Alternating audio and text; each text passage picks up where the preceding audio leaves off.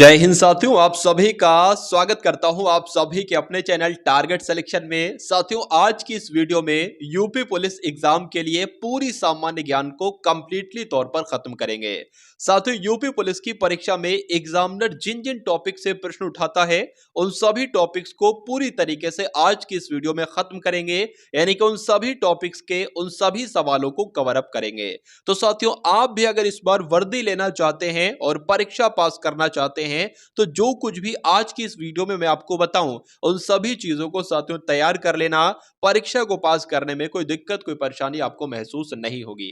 तो ये अब तक की साथियों ऐसी पहली वीडियो है जिसको तैयार करने में मुझे बहुत अध्ययन करना पड़ा। मैंने सोचा साथियों एक सिंगल ऐसी वीडियो दूं, इसका कोई दूसरा पार्ट नहीं है। पूरी सामान्य ज्ञान आज की इस वीडियो में यहीं पर साथियों कंप्लीट करवा दूंगा। प्रश्न बताऊंगा और उससे संबंधित जितने मैं आपको पॉइंट बताऊं ना उनको तैयार कर लेना। चलिए, तो क्लास आपकी साथियों शुरू हो चुकी है और पहला प्रश्न आपके स्क्रीन पर आ चुका है। यहां पर अगर बात करें भारतीय संविधान में पहला संशोधन किसकी बात की गई, पहले संशोधन की बात की गई है, यह कब किया गया। देखिए, संविधान की अगर बात करें, संविधान में अगर कोई चीज नई जोड़ना होती है ना तो संविधान में संशोधन किया जाता है। तो यही आपसे पूछा जा रहा है कि संविधान में पहला संशोधन साथियों कब किया गया। तो पहला संशोधन आप लोग ध्यान रखेंगे 1951 में किया गया। आपसे यह पूछा जा सकता है कि जो संविधान में पहला संशोधन किया गया तो इसमें क्या चीज ऐसी जोड़ी गई जिसको संविधान में संशोधन करना पड़ा। तो यहां पर अगर बात करें, जब संविधान बना था तो उसमें साथियों 8 अनुसूचियां थी। कितनी अनुसूचियां थी? 8 अनुसूचियां थी। और नवीं अनुसूची को साथियों जोड़ने के लिए क्या पहला संशोधन किया गया जो कि 1951 में किया गया। यहां पर अगर बात करें साथियों, आप लोग ध्यान रखेंगे, अब आपसे यह भी पूछा जा सकता है कि यह नवीं अनुसूची ये किससे संबंधित है। तो आप लोग ध्यान रखेंगे भूमि सुधार से संबंधित है। क्या आप लोग साथियों ध्यान रखेंगे, अगर आपसे प्रश्न पूछ लिया जाए, यहां से साथियों एक बहुत ही तगड़ा प्रश्न बनेगा। आपसे पूछा जा सकता है कि संविधान में पहला संशोधन 1951 में किया गया जिसके अंतर्गत नवीं अनुसूची को जोड़ा गया। तो यह नवीं अनुसूची किससे संबंधित है साथियों? भूमि सुधार से संबंधित है। यह आपको ध्यान रखना है। तो कुल मिला के अगर आपका भी आंसर यहां पर साथियों है ऑप्शन नंबर सी के साथ, तो बिल्कुल करेक्ट है। उसके बाद देखिए अगले नंबर का साथियों प्रश्न आपके स्क्रीन पर है। यहां पर अगर बात करते हैं साथियों, आपसे पूछा जा रहा है कि सरदार सरोवर बांध किस नदी पर है। देखिए, सरदार सरोवर बांध किस नदी पर है अगर आपसे पूछा जाए तो आप लोग ध्यान रखेंगे साथियों नर्मदा नदी पर है। अब यहां पर अगर बात करें, जब नर्मदा नदी की साथियों बात करते हैं तो आपसे कुछ प्रश्न पूछे जाते हैं, वो मैं आपको साथियों यहां पर बताना चाहता हूं। आपसे पूछा जाएगा कि नर्मदा नदी कहां से निकलती है। तो आप लोग ध्यान रखेंगे साथियों नर्मदा नदी तो अमरकंटक की पहाड़ियों से निकलती है। क्या पूछा जाएगा? नर्मदा नदी कहां से निकलती है। तो नर्मदा नदी साथियों अमरकंटक की पहाड़ियों से निकलती है। पहला पॉइंट यह आप लोग ध्यान रखेंगे, ठीक है ना। दूसरा प्रश्न अगर आपसे पूछा जाए, देखिए नर्मदा नदी की अगर बात करें, आपसे प्रश्न यह बनेगा कि यह बताइए मध्य प्रदेश की जीवन रेखा किसे कहा जाता है। क्या आपसे पूछा जाएगा मध्य प्रदेश की साथियों अगर आपसे पूछ लिया जाए मध्य प्रदेश की जीवन रेखा, क्या साथियों जीवन रेखा की जब हम बात करते हैं तो क्या किसे कहा जाता है? इस नदी को ही कहा जाता है। आप लोग ध्यान रखेंगे, यानी कि नर्मदा नदी को ही साथियों क्या कहा जाता है? मध्य प्रदेश की साथियों जीवन रेखा कहा जाता है। दूसरा पॉइंट आपको ध्यान रखना है। उसके अलावा साथियों और आपसे क्या पूछा जा सकता है, यहां पर आपसे पूछा जा सकता है कि मुझे यह बताइए राणा प्रताप सागर परियोजना और जवाहर सागर परियोजना कौन सी नदी पर है। तो ये दोनों साथियों परियोजनाओं की अगर बात करते हैं तो ये दोनों परियोजनाएं साथियों चंबल नदी पर ही है, ठीक है ना। तो इतने पॉइंट आप लोग ध्यान रखेंगे साथियों। क्या क्या मैंने आपको बताया? मैंने आपको बताया कि सरदार सरोवर बांध किस नदी पर है? नर्मदा नदी पर है। नर्मदा नदी कहां से निकलती है? तो अमरकंटक की पहाड़ियों से निकलती है। नर्मदा नदी को ही कहा जाता है साथियों मध्य प्रदेश की जीवन रेखा। और चंबल नदी की अगर बात करते हैं तो पूछा जाए कि राणा प्रताप सागर परियोजना किस नदी पर है, तो चंबल नदी बता देना। और पूछा जाए जवाहर सागर परियोजना किस नदी पर है, तो चंबल नदी बता देना।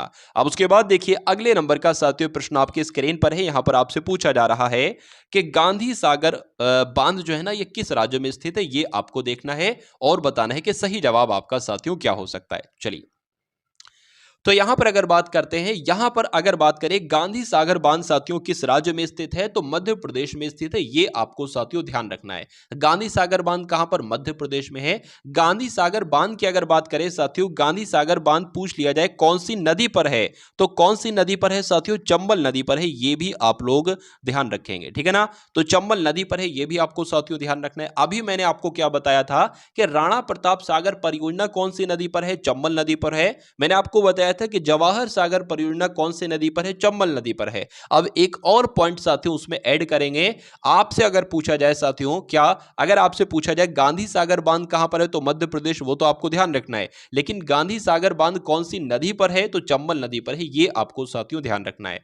उसके अलावा साथियों अगर बात करते हैं, जो जवाहर सागर बांध चंबल नदी पर हो गया। अगर आपसे यह पूछ लिया जाए कि भारत की सबसे ऊंचा बांध कौन सा है, क्या भारत का सबसे साथियों ऊंचे बांध के बारे में अगर आपसे पूछ लिया जाए, ऊंचा बांध के बारे में अगर आपसे पूछ लिया जाए, तो आपको क्या बताना है साथियों, टिहरी बांध बताना है।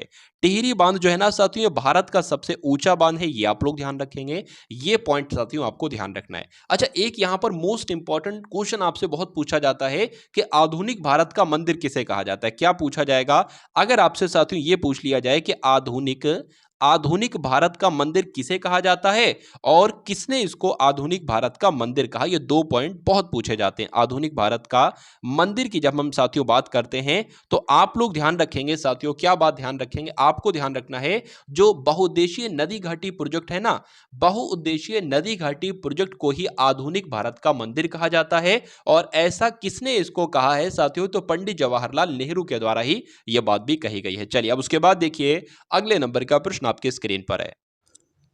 सांची के स्तूप का निर्माण साथियों किसने करवाया था, ये अब आपसे यहां पर पूछा जा रहा है। तो आप लोग ध्यान रखेंगे, सांची के स्तूप का निर्माण किसके द्वारा करवाया गया था, अशोक के द्वारा करवाया गया था। यहां पर अगर बात करें साथियों, आपसे ये पूछा जाए कि ये सांची का स्तूप, इसका निर्माण तो अशोक ने करवाया है, लेकिन कौन से राज्य में साथियों ये है, तो ये कौन से राज्य में है, ये साथियों मध्य प्रदेश में है। ये पॉइंट आपको साथियों ध्यान रखना है, बहुत बार आपसे पूछा गया है। यहां पर साथियों मैं आपको जो कुछ भी पढ़ा रहा हूं, जो कुछ भी करवा रहा हूं, वो आपके एग्जाम के लिए मोस्ट इंपॉर्टेंट है, ठीक है। और प्रश्न आप देखना साथियों यहीं से बनेंगे, प्रश्न इससे बाहर और कुछ नहीं जाएंगे, क्योंकि वो सारे टॉपिक साथियों आज के इस वीडियो में मैं आपको करवा दूंगा, जो आपके टॉपिक्स यानी कि जिन टॉपिक से एग्जामिनर प्रश्न उठाता है और वहां से रखता है। तो जब साथियों वो सारे टॉपिक मैं करवा दूंगा, तो बचेगा क्या, जीके देखा जाए बहुत कठिन टारगेट ये मैंने लिया है साथियों, कि एक सिंगल वीडियो में जीके का पूरा निचोड़ आपको देना। तो ये कठिन है साथियों, लेकिन इस कठिन टारगेट को साथियों मैं निभाऊंगा और बहुत शानदार तरीके से साथियों निभाऊंगा। देखिए, सांची का स्तूप का निर्माण किसने किया, तो अशोक ने। सांची का स्तूप साथियों कहां पर है, तो मध्य प्रदेश में। आपसे एक बहुत ज्यादा बढ़िया प्रश्न पूछा जाता है कि भारत का सबसे बड़ा स्तूप कौन सा है। तो अगर आपसे पूछा जाए भारत का सबसे बड़ा स्तूप कौन सा है, क्या पूछा जाए, भारत का सबसे बड़ा स्तूप अगर आपसे साथियों पूछ लिया जाए, तो आपको क्या बताना है, स्तूप की अगर बात करें तो सांची का स्तूप ही आपका राइट आंसर हो जाएगा, ठीक है ना। तो सांची का स्तूप की अगर बात करें, भारत का सबसे बड़ा स्तूप है, सांची का स्तूप मध्य प्रदेश में है। सांची के स्तूप का निर्माण साथियों अशोक ने करवाया। इतने पॉइंट आपको ध्यान रखना है। उसके बाद देखिए, अगले नंबर का प्रश्न है, आपसे पूछा जा रहा है कि नवक लेवर उत्सव साथियों किस राज्य में मनाए जाते हैं। देखिए, बहुत सारे ऐसे उत्सव हैं जो आपसे दिए जाते हैं और पूछा जाता है कि ये उत्सव है या ये त्यौहार है, ये कहां मनाया जाता है। तो आप लोग पहली बात तो साथियों ध्यान रखेंगे, ये उत्सव कहां पर मनाया जाता है, ये उत्सव तो साथियों ओडिशा में मनाया जाता है, पहला पॉइंट है। लेकिन अगर आपसे पूछ लिया जाए कि हॉर्नबिल त्योहार कहां पर मनाया जाता है, तो आपका साथियों उत्तर क्या होगा। हॉर्नबिल त्योहार अगर आपसे साथियों पूछ लिया जाए, तो आपका उत्तर जो होना चाहिए वो नागालैंड होना चाहिए। क्या होना चाहिए साथियों, नागालैंड होना चाहिए। यानी कि पहला पॉइंट तो आपने देखा साथियों कि नवक लेवर उत्सव कहां पर मनाया जाता है, तो ओडिशा में। अगर हॉर्नबिल त्योहार आपसे पूछ लिया जाए साथियों, तो आपको क्या बताना है, तो आपको बताना है कि नागालैंड में मनाया जाता है। लेकिन ओणम की अगर बात करें साथियों, ये ओणम त्योहार अगर आपसे पूछ लिया जाए ना, तो आपको कहां बताना है साथियों, केरल में बनाया जाता है। ये आपको ध्यान रखना है। केरल की अगर बात करें साथियों, तो शांत घाटी बहुत पूछी जाती है। तो शांत घाटी कहां पर है साथियों, ये भी केरल में ही है। ये भी पॉइंट आप लोग ध्यान रखेंगे। चलिए अगर आपसे एग्जाम में साथियों ये पूछ लिया जाए कि पोंगल त्योहार कहां मनाया जाता है, क्या पोंगल त्योहार अगर आपसे पूछ लिया जाए तो साथियों ये तमिलनाडु में मनाया जाता है।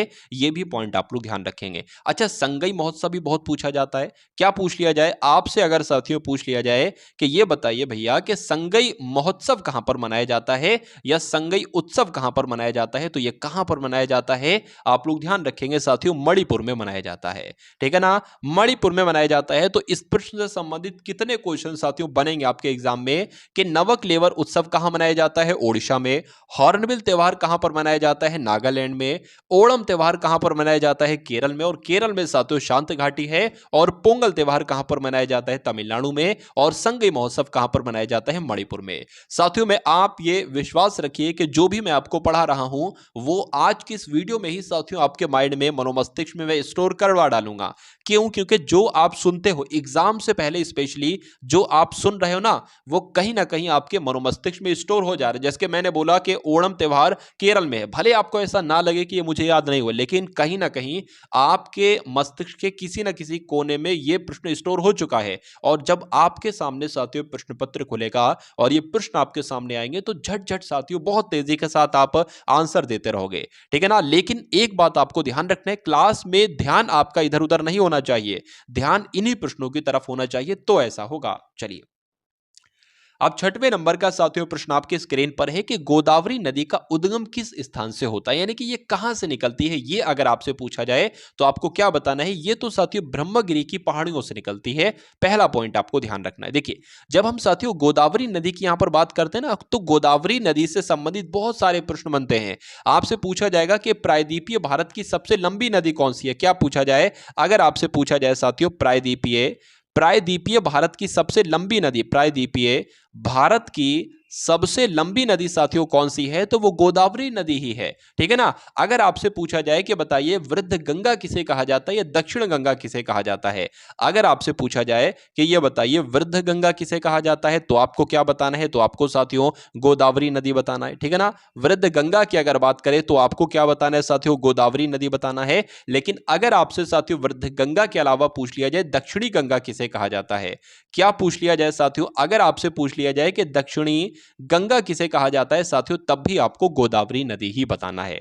ठीक है ना, अगर बात करें देखिए भारत की ये, अच्छा भारत की पहली सबसे लंबी नदी कौन सी है, तो गंगा नदी जो है भारत की सबसे लंबी नदी है। पहला पॉइंट आपको ध्यान रखना है। ठीक है ना, तो भारत की दूसरी सबसे लंबी नदी कौन सी है, तो गोदावरी नदी भारत की दूसरी सबसे लंबी नदी है। यह भी आपको साथियों ध्यान रखना है। ठीक है ना, चलिए, लेकिन ये प्रायद्वीपीय भारत की सबसे लंबी नदी है और भारत की दूसरी सबसे लंबी नदी है। ठीक है ना, उसके अलावा अगर बात करते हैं साथियों, यहां पर आप लोग ध्यान रखेंगे वृद्ध गंगा और दक्षिणी गंगा किसे कहा जाता है, गोदावरी नदी को। प्रायद्वीपीय भारत की सबसे लंबी नदी कौन सी है, गोदावरी नदी। और गोदावरी नदी कहां से निकलती है, कहां से इसका उद्गम होता है, तो ब्रह्मगिरी की पहाड़ियों से। इतने पॉइंट आपको साथियों ध्यान रखना है। चलिए, अब उसके बाद देखिए साथियों, एक टॉप क्वेश्चन आपके स्क्रीन पर है कि 1857 के विद्रोह को अंग्रेजों ने आखिरकार कब दबा दिया। ये आपसे यहां पर पूछा जा रहा है साथियों, बताने की कोशिश करेंगे। बताइए, देखिए अगर आपसे प्रश्न ये पूछा जाए कि 1857 के विद्रोह की शुरुआत कब हुई, तो 1857 के विद्रोह की जो शुरुआत हुई ना साथियों, वो कब इसकी शुरुआत हुई, 10 मई 1857 को तो इसकी क्या होती है साथियों, इसकी शुरुआत होती है। पहला प्रश्न यहां से आपका बहुत सही तरीके से बनता है। तो इसकी शुरुआत मैंने आपको बता दी। अब आपसे पूछा जाए इसकी शुरुआत कहां से हुई थी, तो मेरठ से साथियों इसकी शुरुआत हुई थी। कहां से हुई थी, मेरठ से इसकी शुरुआत हुई थी। ये आपको ध्यान रखना है। ठीक है, इसको सैनिक विद्रोह भी एक तरीके से बोला जाता है। 1857 के विद्रोह को अंग्रेजों ने कब दबाया साथियों, तो 2 साल बाद 1859 में इसको दबा दिया गया। सही जवाब आपका जाएगा ऑप्शन नंबर बी के साथ। चलिए, अब उसके बाद देखिए अगले नंबर का क्वेश्चन आपके स्क्रीन पर है। आपसे पूछा जा रहा है कि निम्नलिखित में से कौन सा सबसे कम आयु के नोबेल विजेता है, बताइए। चलिए, क्या पूछा जा रहा है साथियों, सबसे कम आयु के नोबेल विजेता आपसे पूछे जा रहे हैं। तो आप लोग ध्यान रखेंगे, जो मलाला यूसुफजई का साथियों नाम आपको ध्यान होगा, आपने सुन रखा होगा। ये सबसे कम उम्र की एक ऐसी लेडी हैं जिनको नोबेल पुरस्कार दिया गया था। ये कहां की हैं साथियों, तो ये पाकिस्तान की हैं। ठीक है ना, पाकिस्तान की हैं साथियों, ये आपको मालूम होना चाहिए। और इनका जन्म साथियों कब हुआ था, हो सकता हो आप में से बहुत सारे लोगों की वो क्या हो, वो वर्ष हो, जन्म वाली वर्ष हो। तो 1997 में इनका साथियों जन्म हुआ था। ये भी आपको मालूम होना चाहिए। अब उसके बाद देखिए कहा जाता है कि 1906 में भारत का प्रथम राष्ट्रीय ध्वज कहां पर फहराया गया था। तो अगर बात करें 1906 में भारत का प्रथम राष्ट्रीय ध्वज जो फहराया गया था वो कहां पर फहराया गया था साथियों, वो तो कोलकाता में फहराया गया था। ये आपको मालूम होना चाहिए। राइट आंसर आपका जो जाएगा वो ऑप्शन नंबर सी के साथ जाएगा और जिनका आंसर यहां पर सी है तो बिल्कुल करेक्ट है। चलिए कलकत्ता कह लो या कोलकाता कह लो, एक ही बात है। लेकिन एक प्रश्न और आपसे पूछा जाता है कि राष्ट्रीय ध्वज को संविधान सभा ने कब अपनाया। क्या आपसे पूछा जाए, अगर आपसे साथियों प्रश्न ये पूछ लिया जाए कि जो राष्ट्रीय ध्वज है ना साथियों, इसको संविधान सभा ने कब स्वीकार किया, तो 22 जुलाई 1947 को। क्या साथियों, 22 जुलाई 1947 को संविधान सभा ने साथियों राष्ट्रीय ध्वज को स्वीकार किया। यह बात आपको मालूम होना चाहिए। आंसर आपका जाएगा ऑप्शन नंबर, चलिए सी के साथ। अब उसके बाद देखिए अगले नंबर का साथियों प्रश्न आपकी स्क्रीन पर है कि भारत का पहला हाई कोर्ट कहां पर स्थापित किया गया था। तो भारत का प्रथम उच्च न्यायालय जो था साथियों, उसकी स्थापना कहां पर की गई थी, कलकत्ता में उसकी स्थापना की गई थी। यह आपको मालूम होना चाहिए। और जब हम साथियों बात करते हैं इलाहाबाद हाई कोर्ट की, ठीक है ना, इलाहाबाद हाई कोर्ट की बात करते हैं साथियों, एक आपसे प्रश्न पूछा यह जाता है, मैं आपको बता देता हूं। लेकिन इलाहाबाद हाई कोर्ट नाम आप लोग ध्यान रखेंगे। अगर आपसे पूछा जाए कि भारत का सबसे बड़ा हाई कोर्ट कौन सा है, तो आपको मालूम होना चाहिए इलाहाबाद हाई कोर्ट भारत का सबसे बड़ा हाई कोर्ट है। और अगर पूछा जाए साथियों कि भारत में कितने हाई कोर्ट हैं, तो भारत में हाई कोर्ट्स की संख्या की अगर बात करें साथियों 25 है। यह भी आपको मालूम होना चाहिए। और एक अनुच्छेद साथियों मैं आपको बता देता हूं जो अक्सर आपके एग्जाम में पूछ लिया जाता है, मैंने देखा है, अनुच्छेद 231। अनुच्छेद 231 में साथियों यह लिखा है कि दो या दो से अधिक राज्यों के लिए एक उच्च न्यायालय हो सकता है, ठीक है ना। चलिए तो यह अनुच्छेद भी आप लोग ध्यान रखेंगे। आपसे पूछा जाएगा कि दो या दो से अधिक राज्यों के लिए एक उच्च न्यायालय हो सकता है, इस बात का जिक्र कौन से अनुच्छेद में किया गया है, तो अनुच्छेद 231 में किया गया है। यह भी आपको मालूम होना चाहिए। चलिए उसके बाद देखिए अगले नंबर का साथियों प्रश्न आपके स्क्रीन पर आ चुका है। देखिए और बताइए सही जवाब आपका क्या होगा कि हिंदुस्तान रिपब्लिकन एसोसिएशन का गठन साथियों कब किया गया था। तो इसका गठन तो साथियों 1924 में किया गया था, इसलिए आंसर आपका जाएगा ऑप्शन नंबर डी के साथ। लेकिन अगर आपसे यह पूछ लिया जाए कि हिंदुस्तान रिपब्लिकन एसोसिएशन की स्थापना की तो गई थी 1924 में, लेकिन कहां पर की गई थी साथियों, तो आपको मालूम होना चाहिए कानपुर में इसकी स्थापना की गई थी। तो आपको ये ध्यान रखना है कि हिंदुस्तान रिपब्लिकन एसोसिएशन का गठन साथियों 1924 में हुआ था। लेकिन अगर आपसे ये पूछ लिया जाए कि काकोरी कांड साथियों कब हुआ था, तो आप लोग ध्यान रखेंगे काकोरी कांड साथियों ये कब हुआ था, 1925 में हुआ था। कब हुआ था, 1925 में साथियों क्या हुआ था, काकोरी कांड हुआ था। पहली पॉइंट आपको ध्यान रखना है। अगर यहां पर बात करते हैं, आपसे ये भी पूछा जा सकता है कि काकोरी कांड में कौन कौन शामिल था, या आपसे ये पूछा जा सकता है कि काकोरी कांड में किसको किसको फांसी दी गई, तो चार लोगों का नाम आपको मालूम होना चाहिए। राम प्रसाद बिस्मिल को फांसी दी गई थी काकोरी कांड में ही, अशफाक उल्लाह खां को फांसी दी गई थी, रोशन सिंह को दी गई थी और राजेंद्र लाहिड़ी को दी गई थी। इन चार लोगों को साथियों फांसी की सजा दी गई थी काकोरी कांड में ही, ठीक है ना। तो कुल मिला के अगर बात करें आंसर जिनका भी ऑप्शन नंबर डी था तो बिल्कुल करेक्ट हो जाता है। अब उसके बाद देखिए अगले नंबर का प्रश्न आपके स्क्रीन पर है कि प्रथम पंचवर्षीय योजना का मुख्य ध्यान किस पर था, यानी कि इसका मकसद साथियों क्या था, क्या सेवा क्षेत्र को बढ़ाना, कृषि क्षेत्र को बढ़ाना, या औद्योगिक क्षेत्र को बढ़ाना, या कृषि और औद्योगिक क्षेत्र दोनों को बढ़ाना। देखिए जब हम सबसे पहला पॉइंट यहां पर आपको बताते हैं कि प्रथम पंचवर्षीय योजना कब शुरू की गई, तो 1951, इसका कार्यकाल साथियों 1951 से 1956 तक था। पहला पॉइंट आपको ध्यान रखना है। दूसरे पॉइंट की अगर बात करें कि प्रथम पंचवर्षीय योजना किस मॉडल पर आधारित थी, तो यह भी आपको मालूम होना चाहिए, हेरॉड, क्या साथियों, हेरॉड डोमल, क्या साथियों, हेराल्ड डोमर मॉडल पर आधारित थी। यह भी आपको साथियों मालूम होना चाहिए। तो यह दूसरा पॉइंट हो गया आपका, ठीक है ना।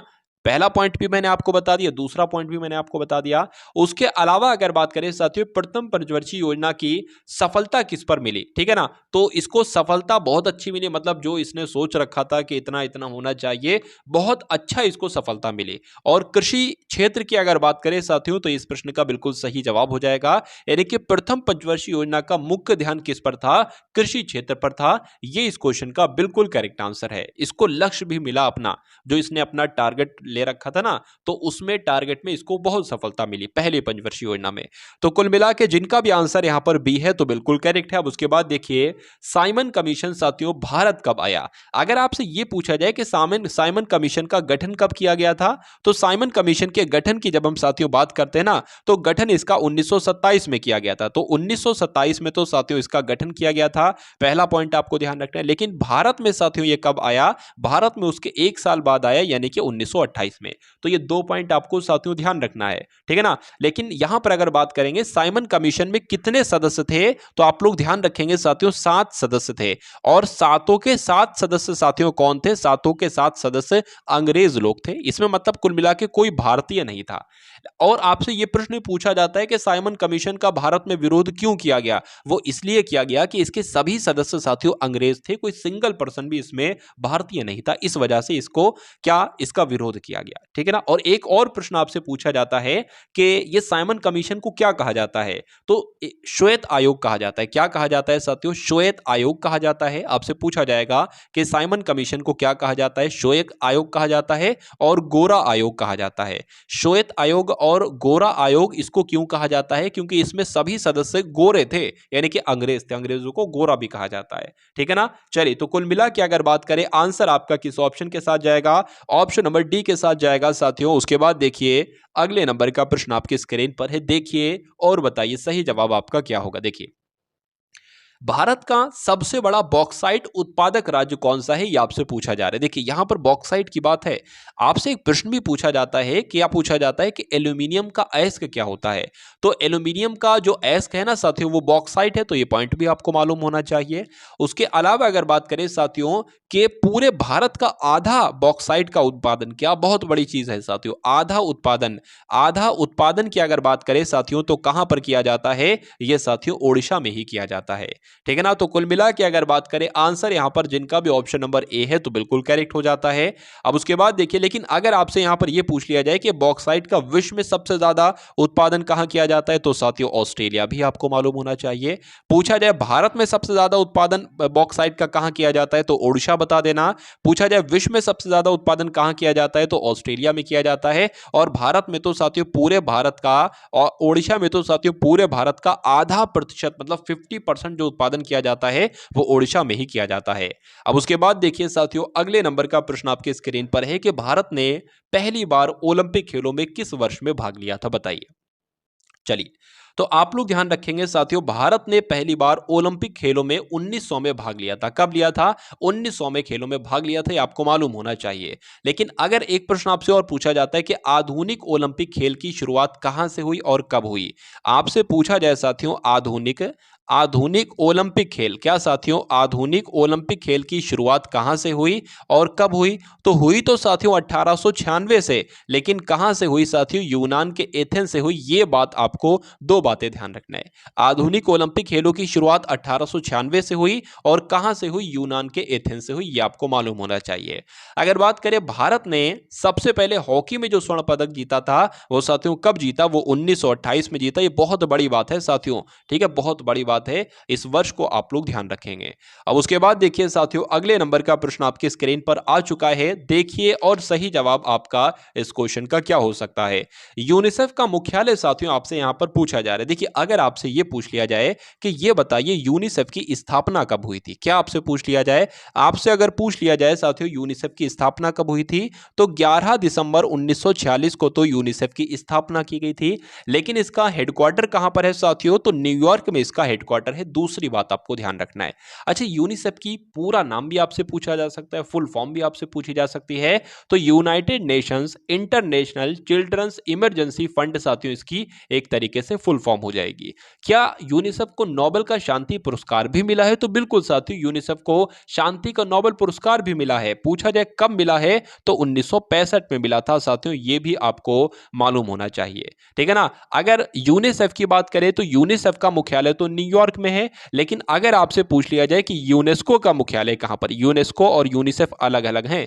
यूनेस्को का मुख्यालय साथियों अगर आपसे पूछ लिया जाए तो आपको क्या बताना है साथियों, आपको पेरिस बताना है, ठीक है ना। चलिए अगर आपसे पूछ लिया जाए, आपसे ये बहुत पूछा जाता है कि वॉशिंगटन डीसी में साथियों किसका मुख्यालय, क्या वॉशिंगटन डीसी में किसका मुख्यालय है? तो मैं आपको बता देता हूं साथियों, आईएमएफ की बात करते हैं तो इंग्लिश में तो इसको कहा जाता है इंटरनेशनल मॉनिटरिंग फंड, और हिंदी में कहा जाता है अंतरराष्ट्रीय मुद्रा कोष। तो अंतरराष्ट्रीय मुद्रा कोष का मुख्यालय पूछे तो वॉशिंगटन डीसी बता देना, ठीक है ना। अगर साथियों विश्व बैंक का, क्या अगर आपसे पूछे कि विश्व बैंक का मुख्यालय कहां पर स्थित है, तो विश्व बैंक का मुख्यालय भी साथियों अमेरिका की राजधानी वॉशिंगटन डीसी में ही स्थित है। यूनेस्को का मुख्यालय पेरिस में, यूनिसेफ का मुख्यालय न्यूयॉर्क में, और यूनिसेफ की स्थापना कब हुई? 11 दिसंबर 1946 में साथियों इसकी स्थापना हुई। यह बात भी आपको मालूम होना चाहिए। तो जितने साथियों एग्जामिनर आपसे सवाल पूछता है उतने मैंने आपको बता दिए। अब उसके बाद देखिए अगले नंबर का प्रश्न आपकी स्क्रीन पर है, देखिए और बताइए सही जवाब आपका क्या होगा कि वर्तमान में संविधान की 8वीं अनुसूची में कितनी भाषाएं सम्मिलित हैं, आपसे पूछा जा रहा है। देखिए जो मैंने आपको बताया था ना, मैंने आपको शुरू में ही बताया था, नवीं अनुसूची जोड़ी गई, उसके लिए पहला संशोधन किया गया 1951 में। जो अभी की 8 अनुसूचियां हैं ना, 8 अनुसूचियों में कितनी भाषाएं हैं, ये आपसे साथियों यहां पर पूछा जा रहा है, बताइए। तो वर्तमान समय में जो संविधान की 8वीं अनुसूची अभी है उसमें तो साथियों 22 भाषाएं शामिल हैं, क्या 22 भाषाएं शामिल है। लेकिन अगर आपसे पूछ लिया जाए कि जो मूल संविधान था, क्या जब संविधान बना था, यानी कि जो साथियों मूल संविधान था उस समय कितनी भाषाएं सम्मिलित थी, तो उस समय आपको ध्यान रखना है सिर्फ और सिर्फ 14 भाषाएं सम्मिलित थी, ठीक है ना। 8वीं अनुसूची उस समय में साथियों 14 भाषाएं सम्मिलित थी, यह भी आपको मालूम होना चाहिए। फिर धीरे धीरे साथियों संशोधन होते गए और चीजें उसमें साथियों जुड़ती गई। चलिए अब उसके बाद देखिए अगले नंबर का प्रश्न है कि दिल्ली की जामा मस्जिद का निर्माण साथियों कब कंप्लीटली तौर पर पूरा हुआ। तो आप लोग ध्यान रखेंगे 1656 में साथियों दिल्ली की जामा मस्जिद का निर्माण पूरी तरीके से खत्म हुआ। तो 1656 ये वर्ष आपको ध्यान रखना है। अगर बात करें साथियों इस जामा मस्जिद की, जब हम बात करते हैं ना, तो एक प्रश्न आपसे पूछा जाता है कि भारत की सबसे बड़ी मस्जिद कौन सी है। तो भारत की, अगर आपसे पूछ लिया जाए साथियों कि भारत की सबसे बड़ी मस्जिद कौन सी है, तो आपको क्या बताना है साथियों, जामा मस्जिद ही आपको बताना है। चलिए ये तो एक पॉइंट हो गया। उसके बाद साथियों क्या, अच्छा ये भी पूछा जा सकता है कि जामा मस्जिद का निर्माण किसने करवाया साथियों, तो शाहजहां ने साथियों क्या करवाया, जामा मस्जिद का निर्माण करवाया। और आपसे पूछा जाए कि शाहजहानाबाद शहर किसने बसाया, ये दिल्ली के पास ही है, तो शाहजहानाबाद नामक जो शहर है ये भी साथियों शाहजहां ने ही बसाया, ये भी आप लोग साथियों ध्यान रखेंगे। अगर बात करें जो लाल किला है वो भी शाहजहां ने बनवाया, उसके अलावा साथियों एक रंग महल है वो भी शाहजहां ने ही बनवाया, ये भी आप लोग साथियों ध्यान रखेंगे। चलिए अब उसके बाद देखेंगे नेक्स्ट नंबर का साथियों क्वेश्चन आपकी स्क्रीन पर है कि भारतीय रिजर्व बैंक की स्थापना कब की गई, बताइए। देखिए आरबीआई की जब हम बात करते हैं तो बहुत सारे साथियों प्रश्न आपसे पूछे जाते हैं। पूछा जाता है कि आरबीआई की स्थापना किस एक्ट के अधीन की गई, तो 1934 एक्ट के अधीन की गई। क्या 1934 अधिनियम के तहत की गई, लेकिन कब की गई इसकी स्थापना, तो साथियों आप लोग ध्यान रखेंगे 1 अप्रैल 1935 को इसकी स्थापना की गई। कब की गई, 1 अप्रैल 1935 को तो इसकी स्थापना की गई। और ये कहां पर लिखा हुआ है साथियों, अप्रैल 1935, ऑप्शन नंबर डी में लिखा हुआ है। तो यही आपका बिल्कुल सही जवाब हो जाएगा, ठीक है ना।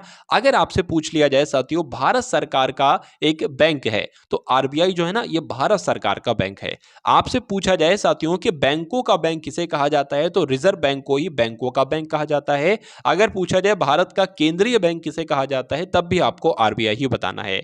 अगर बात करते हैं साथियों कि आरबीआई में कितने गवर्नर होते हैं, तो एक तो गवर्नर होते हैं और 4 साथियों डिप्टी गवर्नर होते हैं, यह भी आपको मालूम होना चाहिए। और गवर्नर साथियों अभी के समय में कौन है, तो शक्तिकांत दास की अगर बात करते हैं तो ये कौन है साथियों, शक्तिकांत दास, ये साथियों वर्तमान समय में आरबीआई के गवर्नर हैं। उसके बाद देखिए अगले नंबर का साथियों प्रश्न आपकी स्क्रीन पर है। यहां पर आपसे पूछा जा रहा है साथियों 2011 की जनगणना के अनुसार भारत का लिंग अनुपात क्या था। देखिए लिंग अनुपात साथियों क्या होता है मैं आपको बता देता हूं। 1000 पुरुषों पर, क्या साथियों 1000 पुरुषों पर महिलाओं की संख्या कितनी थी, यह आपसे पूछा जा रहा है। तो 2011 की जब साथियों जनगणना हुई थी तो उस समय साथियों 1000 पुरुषों पर महिलाओं की कितनी जनसंख्या थी, 943 थी। यानी कि पुरुष 1000 थे तो महिलाएं साथियों 943 थी, सिंपल सा है। लेकिन आपसे अगर यह प्रश्न पूछ लिया जाए कि सबसे ज्यादा लिंग अनुपात कहां का था, यानी कि किस राज्य का साथियों सबसे ज्यादा लिंग अनुपात था, अगर आपसे साथियों पूछ लिया जाए तो आप लोग क्या बताएंगे, केरल बताएंगे। केरल का सबसे ज्यादा साथियों लिंग अनुपात था। और अगर आपसे साथियों ये पूछ लिया जाए कि जो 2011 की साथियों जनगणना हुई थी, क्या 2011 की साथियों जनगणना हुई थी, ये कौन से नंबर की जनगणना थी, तो ये साथियों 15वें नंबर की जनगणना थी, यह भी आपको मालूम होना चाहिए। अब उसके बाद देखेंगे अगले नंबर का साथियों प्रश्न आपकी स्क्रीन पर है और आपसे पूछा जा रहा है यहां पर कि सांभर झील साथियों किस राज्य में है? मध्य प्रदेश में, गुजरात में, राजस्थान में या उत्तर प्रदेश में? बताइए। देखिए, अगर आपसे यहां पर बात करें सांभर झील कहां पर है, तो सांभर झील तो साथियों राजस्थान में है। सही जवाब इसका जाएगा ऑप्शन नंबर सी के साथ। अगर आपसे पूछा जाए कि भारत की सबसे नमकीन झील कौन सी है, तो भारत की सबसे साथियों नमकीन झील अगर आपसे पूछ ली जाए कि भारत की सबसे नमकीन झील कौन सी है, तो आप लोग क्या बताएंगे साथियों? सांभर झील ही आप लोग बताएंगे। पहला पॉइंट यहां पर बनता है। तो सांभर झील जो है ना साथियों, भारत की सबसे ज्यादा नमकीन झील है, एक तरीके से कह सकते हैं। अगर आपसे पूछा जाए कि भारत की सबसे बड़ी मीठे पानी की झील कौन सी है, तो भारत की सबसे बड़ी मीठे पानी की झील साथियों कौन सी है, तो वूलर झील है। ये आपको मालूम होना चाहिए। और अगर आपसे पूछा जाए कि वूलर झील है कहां पर साथियों, तो जम्मू कश्मीर में है। वूलर झील कहां पर है साथियों, तो कहां पर है? जम्मू कश्मीर में है। यह भी आपको मालूम होना चाहिए। उसके अलावा आपसे कौन कौन से प्रश्न बन सकते हैं, तो आपसे पूछा जा सकता है कि लोनार झील कहां पर है। तो लोनार झील साथियों अगर आपसे पूछ ली जाए कि लोनार झील कहां पर है, तो लोनार झील साथियों महाराष्ट्र में है। कहां पर है? लोनार झील आपकी ये साथियों महाराष्ट्र में हो गई। ठीक है, लोनार झील आपकी महाराष्ट्र में हो गई। उसके अलावा अगर आपसे पूछ लिया जाए अष्टमुदी झील कहां पर है, क्या पूछ लिया जाए? अष्टमुदी झील अगर आपसे साथियों पूछ लिया जाए ये कहां पर है साथियों, तो आपको क्या बताना है? केरल आपको बताना है। चलिए, इतनी बातें साथियों आपको ध्यान रखना है। चलिए, एक और चीज आपसे पूछी जा सकती है, आपसे पूछा जा सकता है कि भारत की सबसे बड़ी कृत्रिम झील कौन सी है, तो गोविंद वल्लभ पंत सागर जो है ना, यह भारत का सबसे बड़ी कृत्रिम झील ही कहलाई जाती है। तो मैंने आपको क्या क्या बताया? मैंने आपको बताया सांबर झील कहां पर है, तो राजस्थान में। मैंने आपको बताया नमक झील, यानी कि भारत की सबसे बड़ी, सबसे ज्यादा नमक वाली झील कौन सी है साथियों? नमक वाली झील नहीं, जिसके नमकीन उसका पानी का अगर स्वाद लोगे ना तो नमकीन टाइप का पानी आएगा। ठीक है ना, तो नमकीन झील साथियों कौन सी है, तो सामर झील मैंने आपको बताया। मैंने आपको बताया वूलर झील कहां पर है, तो जम्मू कश्मीर में। मैंने आपको बताया लोनार झील कहां पर है, महाराष्ट्र में। अष्टमुदी झील कहां पर है, केरल में। साथियों राइटिंग की अगर बात करें, थोड़ी सी यहां पर गंदी आ रही है, लेकिन कोई दिक्कत नहीं साथियों। कंटेंट देखिए जो आपको पढ़ाया जा रहा है वो आपके दिलो दिमाग में बस रहा है, बड़ी बात यह है। ठीक है, चलिए अब उसके बाद देखिए वर्णनात्मक इतिहास की पुस्तक इंडिया आफ्टर गांधी, क्या इंडिया आफ्टर गांधी किसने लिखी? ये पुस्तक साथियों किसके द्वारा लिखी गई, तो ये पुस्तक तो आपको ध्यान रखना है रामचंद्र गुहा के द्वारा ये पुस्तक लिखी गई। एक पुस्तक और आपसे पूछी जाती, आपसे पूछा जाता है कि ये बताइए ओपन किसकी पुस्तक है। क्या अगर आपसे पूछा जाए ओपन किसकी पुस्तक है साथियों, तो ये आंद्रे, आप लोग ध्यान रखेंगे साथियों किसकी पुस्तक है? आंद्रे आगासी की। आंद्रे आगासी की पुस्तक है, बहुत पूछी जाती है ओपन किसकी पुस्तक है? आंद्रे आगासी की पुस्तक है। लेकिन अगर आपसे पूछा जाए the God of small things किसकी पुस्तक है, तो the God of small things साथियों अरुंधति राय की पुस्तक है। तो ये 2 पॉइंट साथियों आपको मालूम होना चाहिए। चलिए, अब उसके बाद देखेंगे साथियों अगले नंबर का प्रश्न आपकी स्क्रीन पर आ चुका है। आपसे पूछा जा रहा है कि भारत में जो श्वेत क्रांति के जनक हैं वो किन्हें कहा जाता है साथियों? भारत में श्वेत क्रांति का जनक बताइए। देखिए, यहां पर अगर बात करें भारत में श्वेत क्रांति का जनक किसे कहा जाता है, तो वर्गीज कुरियन को भारत में श्वेत क्रांति का जनक कहा जाता है। पहला पॉइंट आपको यहां पर ध्यान रखना है। लेकिन अगर आपसे पूछा जाए, ठीक है, भारत में हरित क्रांति का जनक किसे कहा जाता है? क्या अगर आपसे पूछा जाए भारत में हरित क्रांति का जनक किसे कहा जाता है, तो साथियों आप लोग क्या बताओगे? बताने की कोशिश करेंगे। तो आप लोग ध्यान रखेंगे एम एस स्वामीनाथन को, यानी कि एम एस स्वामीनाथन को क्या कहा जाता है? एम एस स्वामीनाथन को कहा जाता है हरित क्रांति का जनक। और श्वेत क्रांति का जनक भारत में किसे कहा जाता है? वर्गीज कुरियन को कहा जाता है। आपको मालूम होना चाहिए, आंसर आपका जाएगा सी के साथ। चलिए, अब उसके बाद देखिए अगले नंबर का प्रश्न है कि भारत में जो प्रोजेक्ट टाइगर है ना, ये किस वर्ष शुरू किया गया था, आपसे पूछा जा रहा है, बताइए। चलिए, तो यहां पर अगर बात करें साथियों भारत में जो प्रोजेक्ट टाइगर है ना, इसकी शुरुआत साथियों 1973 में की गई थी, आपको मालूम होना चाहिए। एक प्रश्न और आपसे पूछा जाता है कि भारत में पहली बार बाघ की गणना कब की गई? क्या आपसे अगर पूछा जाए साथियों भारत में पहली बार बाघ की गणना कब की गई, किस वर्ष की गई, तो 1972 में साथियों भारत में पहली बार बाघ की गणना की गई। पहला पॉइंट आपको ध्यान रखना है। अगर बात करते हैं साथियों कि विश्व में सबसे ज्यादा बाघ कहां पर है, तो विश्व में सबसे ज्यादा बाघ जो हैं वो अपने भारत में ही साथियों, ये भी आपको ध्यान रखना है। जैसे कि आपसे प्रोजेक्ट टाइगर पूछा गया ना, प्रोजेक्ट टाइगर पूछा गया, आपसे पूछा जाए साथियों हाथी प्रोजेक्ट की शुरुआत कब से हुई, तो हाथी प्रोजेक्ट की अगर बात करते हैं तो हाथी प्रोजेक्ट की साथियों शुरुआत कब से हुई, ये अगर आपसे प्रश्न बन जाए तो 1992 आप लोग साथियों ध्यान रखेंगे। यानी कि अगर बात करें प्रोजेक्ट टाइगर की शुरुआत कब की है तो 1973 में, और अगर पूछा जाए हाथी प्रोजेक्ट की शुरुआत कब की गई साथियों तो 1992 में। यह पॉइंट आपको ध्यान रखना है। उसके बाद देखिए अगले नंबर का प्रश्न आपकी स्क्रीन पर है, बताइए भारत में पहली यात्रा रेलगाड़ी कब चली, तो भारत में पहली यात्रा रेलगाड़ी साथियों कब चली, 1853 में चली, ये आपको मालूम होना चाहिए। आंसर आपका जाएगा ए के साथ। कब, डेट क्या थी साथियों, तो डेट भी आप लोग ध्यान रखेंगे, प्रश्न को कठिन बनाने के लिए आपसे पूछा जा सकता है। तो 16 अप्रैल 1853 को बॉम्बे और थाने के बीच साथियों कुल मिला के कितने किलोमीटर, 34 किलोमीटर साथियों ये ट्रेन चली। उसके बाद अगर बात करें साथियों आंसर कुल मिला के आपका जो जाएगा वो ऑप्शन नंबर ए के साथ जाएगा। एक प्रश्न और आपसे पूछा जाता है साथियों, आपसे पूछा जाता है कि भारतीय रेलवे बोर्ड की स्थापना कब हुई, तो भारतीय रेलवे बोर्ड की स्थापना साथियों कब हुई, 1905 में की गई, ये भी आपको मालूम होना चाहिए। चलिए उसके बाद देखिए अगले नंबर का प्रश्न है कि भारत जो है ना, भारत देश का दक्षिणतम बिंदु, यानी कि अपने देश का दक्षिणतम बिंदु, सबसे दक्षिणतम बिंदु कौन सा है, ये आपसे पूछा जा रहा है। तो इंदिरा पॉइंट है साथियों। क्या है, इंदिरा पॉइंट, ये आप लोग साथियों ध्यान रखेंगे। और अगर बात करें इंदिरा पॉइंट ये कहां पर है, तो ये वृहत निकोबार द्वीप में है, वृहत निकोबार द्वीप में है। लेकिन अगर आपसे पूछ लिया जाए कि भारत का सबसे उत्तरी बिंदु कौन सा है, क्या पूछा जाए भारत का सबसे उत्तरी बिंदु कौन सा है, तो आपको क्या बताना है, इंदिरा कॉल बताना है। भारत का सबसे उत्तरी बिंदु कौन सा है, तो इंदिरा कॉल बताना है। पूछा जाए इंदिरा कॉल है कहां पर, तो ये साथियों जम्मू कश्मीर में है। कहां पर है, जम्मू कश्मीर में है, तो ये भी आपको साथियों मालूम होना चाहिए। पूछा जाए साथियों आपसे, अगर पूछा जाए पूर्वी बिंदु कौन सा है, तो किबिथु, क्या पूर्वी बिंदु की अगर बात करें तो की बी थू जो हो जाना है साथियों, ये आपका क्या हो जाएगा, पूर्वी बिंदु हो जाएगा। और ये कहां पर है, ये साथियों अरुणाचल प्रदेश में है, ये भी आपको मालूम होना चाहिए। और पश्चिमी बिंदु कौन सा है, तो गहिर माथा है, और ये गहिर माथा कहां पर है, तो ये गुजरात में है। अब उसके बाद देखेंगे साथियों अगले नंबर का प्रश्न आपकी स्क्रीन पर है, देखिए और बताइए सही जवाब आपका यहां पर क्या हो सकता है, बताइए। चलिए तो आपसे पूछा जा रहा है साथियों यहां पर कि अंतर्राष्ट्रीय नृत्य दिवस कब मनाया जाता है, तो 29 अप्रैल की जब हम बात करते हैं साथियों, तो 29 अप्रैल को अंतर्राष्ट्रीय नृत्य दिवस मनाया जाता है। राइट आंसर आपका जाएगा ऑप्शन नंबर सी के साथ। अगर आपसे पूछ लिया जाए साथियों, क्या आपसे पूछ लिया जाए कि विश्व मलेरिया दिवस कब मनाया जाता है, बहुत पूछा जाता है, बहुत पूछा जाता है साथियों कि विश्व मलेरिया दिवस कब मनाया जाता है, तो विश्व मलेरिया दिवस साथियों कब मनाया जाता है, आप लोग ध्यान रखेंगे 25 अप्रैल को। कब, 25 अप्रैल की अगर बात करें तो ये तो साथियों विश्व मलेरिया दिवस मनाया जाता है, ठीक है ना, ये आपको साथियों ध्यान रखना है। अब उसके बाद देखिए अगले नंबर का प्रश्न आपकी स्क्रीन पर है कि भारत में राज्य पुनर्गठन आयोग की स्थापना कब की गई, तो भारत में राज्य पुनर्गठन आयोग की स्थापना कब की गई साथियों, 1953 में की गई, ये आपको मालूम होना चाहिए। आंसर आपका जाएगा साथियों ऑप्शन नंबर बी के साथ, और जिनका आंसर यहां पर बी है तो बिल्कुल करेक्ट हो जाता है। अब उसके बाद देखिए अगले नंबर का प्रश्न आपकी स्क्रीन पर है। यहां पर अगर बात करें 1913 में साहित्य के लिए नोबेल पुरस्कार प्राप्त करने वाले पहले भारतीय का नाम आपसे यहां पर पूछा जा रहा है, क्या आपका राइट आंसर होगा, बताइए। तो यहां पर अगर बात करते हैं साथियों, आपको ध्यान रखना है साहित्य के क्षेत्र में इनको नोबेल पुरस्कार दिया गया था, किसको, रविन्द्रनाथ टैगोर को। कब दिया गया था साथियों, तो 1913 में दिया गया था, और ये पहले ऐसे भारतीय हैं जिनको साहित्य के क्षेत्र में नोबेल पुरस्कार प्राप्त दिया है।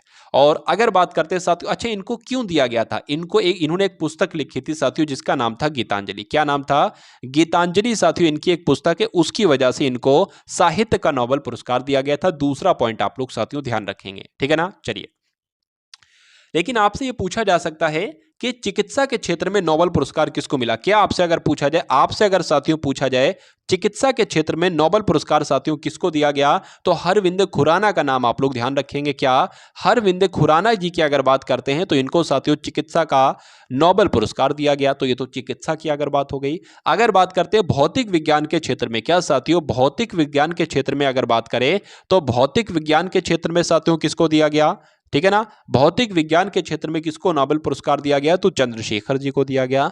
तो चंद्रशेखर जी को दिया गया। साथियों ये पॉइंट भी आपको साथियों मालूम होना चाहिए, तो जितना मैंने आपको बताया वो आपको ध्यान रखना है। साहित्य के क्षेत्र में रविन्द्रनाथ टैगोर जी को गीतांजलि के लिए, भौतिक विज्ञान के क्षेत्र में चंद्रशेखर जी को, और चिकित्सा के क्षेत्र में हरगोविंद खुराना जी को। अब उसके बाद देखिए अगले नंबर का साथियों प्रश्न आपकी स्क्रीन पर है कि खिलाफत आंदोलन का नेतृत्व किसने किया था, ये आपसे पूछा जा रहा है, बताइए। चलिए देखिए यहां पर जब हम बात करते हैं साथियों, मुख्य रूप से दो लोगों ने खिलाफत आंदोलन का नेतृत्व किया था, यह आपको मालूम होना चाहिए। उन दो लोगों के नाम की अगर बात करें तो मोहम्मद, आप लोग ध्यान रखेंगे साथियों, मोहम्मद अली और शौकत अली। क्या मोहम्मद अली और शौकत अली की जब हम बात करते हैं साथियों, मोहम्मद अली और शौकत अली की अगर बात करते हैं तो इन्होंने साथियों खिलाफत आंदोलन का नेतृत्व किया था। लेकिन यहां पर साथियों ऑप्शन में तो इनके नाम है ही नहीं कहीं। आप लोग ध्यान रखेंगे इन दो लोगों को ही साथियों अली बंधुओं के नाम से जाना जाता है। तो अगर इनके नाम आ जाए तो बता देना कि खिलाफत आंदोलन का नेतृत्व मोहम्मद अली और शौकत अली ने किया। इनका नाम नहीं आए तो अली बंधु साइड राइट आंसर होगा, तो उसको आपको बता देना है। तो दोनों ही बातें आप लोग साथियों ध्यान रखेंगे। खिलाफत आंदोलन की शुरुआत कब हुई, तो 1919 में साथियों खिलाफत आंदोलन की शुरुआत हुई, यह भी आपको मालूम होना चाहिए। अब उसके बाद देखेंगे अगले नंबर का साथियों प्रश्न आपकी स्क्रीन पर आ चुका है। बताइए, देखिए और बताइए राइट आंसर आपका क्या होगा। निम्नलिखित में से कौन सी इनपुट डिवाइस नहीं है। देखिए इनपुट डिवाइस क्या होती है और आउटपुट डिवाइस क्या होती है, ठीक है ना, ये मैं आपको बता देता हूं। एक आसान भाषा में अगर जिसको साथियों हम लोग समझें, जैसे कि अगर कोई चीज़ किसी भी अंदर जा रही है, जैसे कि मान लीजिए माउस से हमने कुछ किया तो माउस के द्वारा इंस्ट्रक्शन अंदर की तरफ गया तो वो आपकी इनपुट डिवाइस होगी। तो यहाँ पर कीबोर्ड आपका इनपुट डिवाइस हो जाएगा। माउस की अगर साथियों बात करते हैं तो माउस भी आपका क्या हो जाएगा, एक इनपुट डिवाइस ही हो जाएगा, ठीक है ना। तो आपका कीबोर्ड भी इनपुट डिवाइस हो गया, माउस भी इनपुट डिवाइस हो गया। उसके अलावा साथियों अगर बात करते हैं और आपके क्या क्या इनपुट डिवाइस हो सकते हैं, कीबोर्ड हो गया, माउस हो गया, उसके अलावा जॉयस्टिक भी साथियों आपकी इनपुट डिवाइस ही होती है, ठीक है ना। जॉयस्टिक भी आपकी इनपुट डिवाइस होगी। आउटपुट डिवाइस की अगर बात करें, कोई चीज अगर बाहर की तरफ शो हो रही है, बाहर की तरफ आ रही है, तो वो आपकी क्या होगी, आउटपुट डिवाइस होगी। जैसे कि प्रिंटेड क्या करता है, प्रिंटर क्या करता है, प्रिंटेड पेज निकालता है बाहर की तरफ, तो प्रिंटर आउटपुट डिवाइस हो जाएगा। मॉनिटर की अगर बात करें, जो टीवी जैसा आपको दिखता है वो मॉनिटर होता है, उसको वो इंफॉर्मेशन बाहर की तरफ ही तो आपको दिखाता है, तो मॉनिटर भी आपका साथियों आउटपुट डिवाइस हो जाएगा। स्पीकर की अगर बात करें साथियों, तो स्पीकर ध्वनि को बाहर की तरफ भेजता है आपके कानों की तरफ, तो वो क्या हो जाएगा, वो भी साथियों आउटपुट डिवाइस हो जाएगा। तो यहां पर साथियों अगर हम बात करते हैं कि इस क्वेश्चन का सही जवाब आपका क्या होगा, आप लोग ध्यान रखेंगे इनपुट डिवाइस ट्रैक बॉल भी होती है, लाइट पेन भी होता है और टच स्क्रीन भी होती है, लेकिन प्लॉटर नहीं होता है। अब नहीं होता है साथियों, तो यही आपका बिल्कुल सही जवाब हो जाता है। अब उसके बाद देखिए साथियों अगले नंबर का प्रश्न आपकी स्क्रीन पर है और यहां पर आपसे पूछा जा रहा है साथियों, पूछा आपसे यह जा रहा है कि संयुक्त राष्ट्र महासभा 21 जून को इस रूप में मनाती है। तो किस रूप में मनाती है, यह आपसे पूछा जा रहा है। तो अंतरराष्ट्रीय योग दिवस के रूप में मनाती है। सही जवाब आपका जो जाएगा वो ऑप्शन नंबर सी के साथ जाएगा। चलिए अगर आपसे यह पूछा जाए अंतर्राष्ट्रीय शिक्षा दिवस साथियों कब मनाया जाता है, तो 24 जनवरी को। क्या साथियों, 24 जनवरी को अंतर्राष्ट्रीय शिक्षा दिवस मनाया जाता है। पूछा जाए अंतर्राष्ट्रीय स्वास्थ्य दिवस कब मनाया जाता है, तो 7 अप्रैल को साथियों कौन सा दिवस मनाया जाता है, अंतर्राष्ट्रीय स्वास्थ्य दिवस मनाया जाता है। और ये तो मैंने आपको बता ही दिया है साथियों, 21 जून को मनाया जाता है, ठीक है ना। इतनी बात साथियों आप लोग क्या रखेंगे, ध्यान रखेंगे। और अगर बात करें अंतर्राष्ट्रीय शिशु दिवस कब मनाया जाता है, तो 4 अक्टूबर को साथियों अंतर्राष्ट्रीय शिशु दिवस मनाया जाता है। अब उसके बाद देखेंगे अगले नंबर का साथियों प्रश्न आपके स्क्रीन पर है। बताइए, भारत के निम्नलिखित स्वतंत्रता सेनानियों में से किसे सीमांत गांधी के नाम से जाना जाता है। तो इनमें से साथियों किसको सीमांत गांधी कहा जाता है, आप लोग ध्यान रखेंगे खान अब्दुल गफ्फार खान को ही सीमांत गांधी कहा जाता है। अगर बात करें साथियों, एक प्रश्न आपसे बहुत पूछा जाता है, वो मैं आपको बता देता हूं। आपसे पूछा जाता है खुदाई खिदमतगार नाम का एक संगठन है। क्या खुदाई खुदाई खिदमतदार का साथियों एक संगठन है। पूछा जाता है इस संगठन को साथियों किसने बनाया, तो इस संगठन को किसके द्वारा बनाया गया साथियों, खान अब्दुल गफ्फार खान के द्वारा बनाया गया। और इस संगठन को साथियों लाल कुर्ती भी कहा जाता है। लाल कुर्ती संगठन साथियों किसके द्वारा बनाया गया, तो सीमांत गांधी जिनको कहा जाता है उनके द्वारा बनाया गया। और किसको कहा जाता है, तो खान अब्दुल गफ्फार खान को कहा जाता है। उसके बाद देखिए साथियों, गरीबी हटाओ किस राजनीतिक नेता का नारा था, यह आपसे पूछा जा रहा है। बताइए साथियों, अगर आपने अभी तक इस वीडियो को साथियों लाइक ना किया हो तो इस वीडियो को आप सभी लोग साथियों यहां पर लाइक कर देंगे और एक प्यारे से कमेंट के माध्यम से बता देंगे कि ये क्लास आपको साथियों कैसी लग रही है। चलिए उसके बाद देखिए गरीबी हटाओ की अगर बात करते हैं तो ये नारा किसका है, आप लोग जानते होंगे साथियों। इंदिरा गांधी की जब बात करते हैं तो ये नारा किसने दिया था, इंदिरा गांधी जी ने दिया था। इंदिरा गांधी की अगर बात करते हैं साथियों, एक प्रश्न की अगर बात करें, आपसे पूछा जाता है कि ऐसे कौन से प्रधानमंत्री थे तो जिनकी साथियों हत्या गोली मार के की गई थी। तो इंदिरा गांधी की हत्या गोली मार के की गई थी। कब की गई थी साथियों, 1984 में इनकी हत्या की गई थी गोली मार के। और किन्होंने साथियों गोली मारी थी, जो इनके गेट पर, एक तरीके से जो इनके गेटमैन थे, दरवाजे पर थे, गेट पर खड़े होते थे, पिछले 10 सालों से वो उनकी जॉब थी। उन्होंने ही साथियों अचानक सुबह में 9 बजे साथियों, जब इंदिरा गांधी अपने लोगों के साथ अपने घर से निकली कह सकते हैं, तो वहां पर साथियों गेट पर ही इनको गोली मार दी थी। और वहां पर ही साथियों फिर शायद उस समय ऐसा कुछ था, छुट्टी वाला दिन था, तो बहुत देर हो गई थी, डॉक्टर वगैरह भी बहुत देर से मिले थे, तो रास्ते में ही जो है उनकी डेथ हो गई थी। तो यहां पर अगर बात करें, पहला पॉइंट आपको जो ध्यान रखना है साथियों, गरीबी हटाओ नारा इंदिरा गांधी जी ने दिया था। चलिए उसके बाद देखिए अगले नंबर का प्रश्न है कि पोंगल पक्षी गणना निम्नलिखित में से किस राज्य की पहल है। यानी कि पोंगल पक्षी गणना साथियों किस राज्य की पहल है, तो तमिलनाडु की पहल है। सही जवाब आपका जो जाएगा वो ऑप्शन नंबर ए के साथ जाएगा। उसके बाद देखिए भारत में वस्तु एवं सेवा कर यानी कि जीएसटी कब लागू किया गया। जीएसटी की जब हम साथियों फुल फॉर्म की बात करते हैं, आपसे पूछा जाता है गुड्स एंड सर्विस टैक्स। क्या हो जाएगा साथियों, गुड्स एंड सर्विसेज टैक्स की अगर बात करें, ये इसकी फुल फॉर्म हो जाएगी, यानी कि वस्तु एवं सेवा कर इसको कह सकते हैं। अगर आपसे ये पूछा जाए कि वस्तु एवं सेवा कर को साथियों यानी कि जीएसटी को सबसे पहले कब लागू किया गया, तो 1 जुलाई को लागू किया गया। कब लागू किया गया साथियों, 1 जुलाई को लागू किया गया 2017 को। ठीक है, वर्ष क्या था, 2017 को लागू किया गया, ये आप लोग ध्यान रखें। एक तरीके से बात करें साथियों, ये जीएसटी जो है ना, इसके साथियों एक 3 प्रकार की होती है। आपसे कभी भी अगर पूछा जाए जीएसटी के कितने प्रकार के, तो 3 प्रकार के साथियों टैक्स हैं। ये कितने प्रकार के, 3 तरह के टैक्स हैं। बात करें कौन कौन से, वो आपके लिए इंपॉर्टेंट नहीं है, लेकिन 3 प्रकार आप लोग ध्यान रखेंगे कि जी इस टैक्स के 3 प्रकार हैं। एक तो होता है आपका सीजीएसटी, एक होता है आपका एसजीएसटी और एक होता है आपका आईजीएसटी। आपको ध्यान रखना है साथियों 3 प्रकार हैं। अब उसके बाद देखिएगा अगले नंबर का प्रश्न आपकी स्क्रीन पर है, बताइए।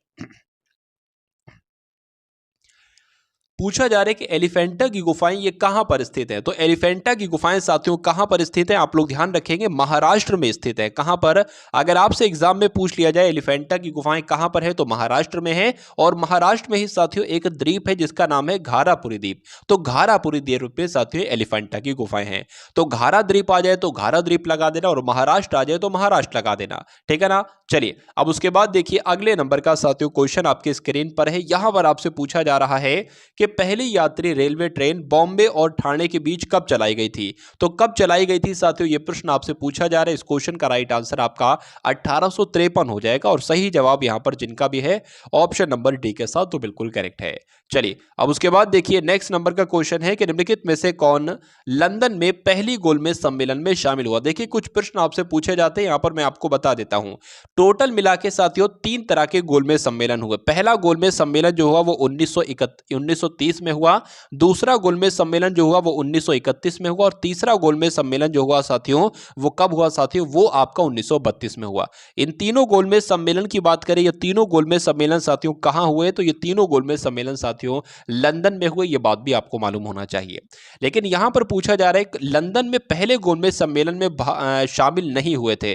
तो देखिए जब बात करते हैं साथियों भारतीय राष्ट्रीय कांग्रेस की, तो ये पहले गोलमेज सम्मेलन में भी शामिल नहीं हुए थे और तीसरे गोलमेज सम्मेलन में भी शामिल नहीं हुए थे। ये कौन से गोलमेज सम्मेलन में शामिल हुए थे, जो दूसरा गोलमेज सम्मेलन था जो कि 1931 में हुआ था साथियों, उसमें ये शामिल हुए थे, ठीक है ना। चलिए तो कुल मिला के अगर बात करें दूसरे गोलमेज सम्मेलन में देखिए महात्मा गांधी जी ने भी भाग लिया था।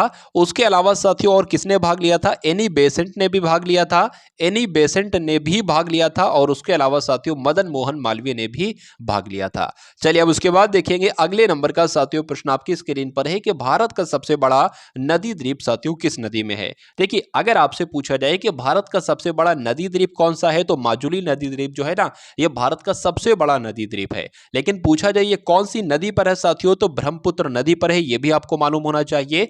ठीक है ना। तो कुल मिला के अगर बात करें, और ये माजुली नदी द्वीप ये है कौन से राज्य में, तो आपको ध्यान रखना है ये असम में है साथियों। कहां पर है, असम में है, ये भी आप लोग यहां पर ध्यान रखेंगे। तो कुल मिला के अगर बात करें, भारत का सबसे बड़ा नदी द्वीप जो कि माजुली नदी द्वीप है, ये है तो असम में, लेकिन कौन सी नदी में है साथियों, तो ब्रह्मपुत्र में है, ये भी आपको मालूम होना चाहिए। आंसर आपका जाएगा साथियों ऑप्शन नंबर बी के साथ। अब उसके बाद देखिए साथियों, नेक्स्ट नंबर का क्वेश्चन है कि भारत का सबसे बड़ा सार्वजनिक क्षेत्र का बैंक कौन सा है। तो भारत का सबसे बड़ा सार्वजनिक क्षेत्र का बैंक कौन सा है, स्टेट बैंक ऑफ इंडिया है। आपसे एग्जाम में पूछा जाता है कि state of bank of India की, यानी कि स्टेट बैंक ऑफ इंडिया की स्थापना साथियों कब हुई थी। तो आप लोग ध्यान रखेंगे साथियों, 1 जुलाई 1955 को क्या हुआ था साथियों, स्टेट बैंक की स्थापना हुई थी। आंसर आपका जाएगा ऑप्शन नंबर ए के साथ। आपसे यहां पर पूछा गया है कि भारत का सबसे बड़ा सार्वजनिक क्षेत्र का बैंक कौन सा है, तो एसबीआई आपको बताना है। ठीक है ना। अब उसके बाद देखेंगे साथियों, अगले नंबर का प्रश्न आपकी स्क्रीन पर है। यहां पर आपसे पूछा जा रहा है कि एशियाई विकास बैंक का मुख्यालय साथियों कहां पर है, बताइए। तो एशियाई बैंक का मुख्यालय साथियों फिलीपींस में है। ठीक है ना। अगर फिलीपींस आ जाए फिलीपींस लगा देना, लेकिन अगर मनीला आ जाए तो मनीला लगा देना। क्यों, क्योंकि फिलीपींस की राजधानी ही है मनीला।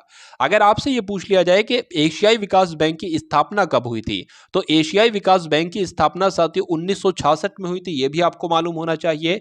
अच्छा, इसकी स्थापना की अगर बात करें 1966 में इसकी स्थापना हुई थी। और अगर बात करते हैं साथियों इसकी, ये कहां पर है, तो ये मनीला में है, जो कि फिलीपींस की राजधानी है मनीला। चलिए उसके बाद देखेंगे, अगले नंबर का प्रश्न आपके स्क्रीन पर है कि ऊंट को रेगिस्तान का जहाज कहा जाता है। यह बात आप सभी को मालूम है, लेकिन आज आप देखेंगे कि साथियों क्यों कहा जाता है। क्या ऊंट स्तनधारी है, तो ऊंट स्तनधारी है तो इस वजह से क्यों कहा जाएगा, ये नहीं होगा।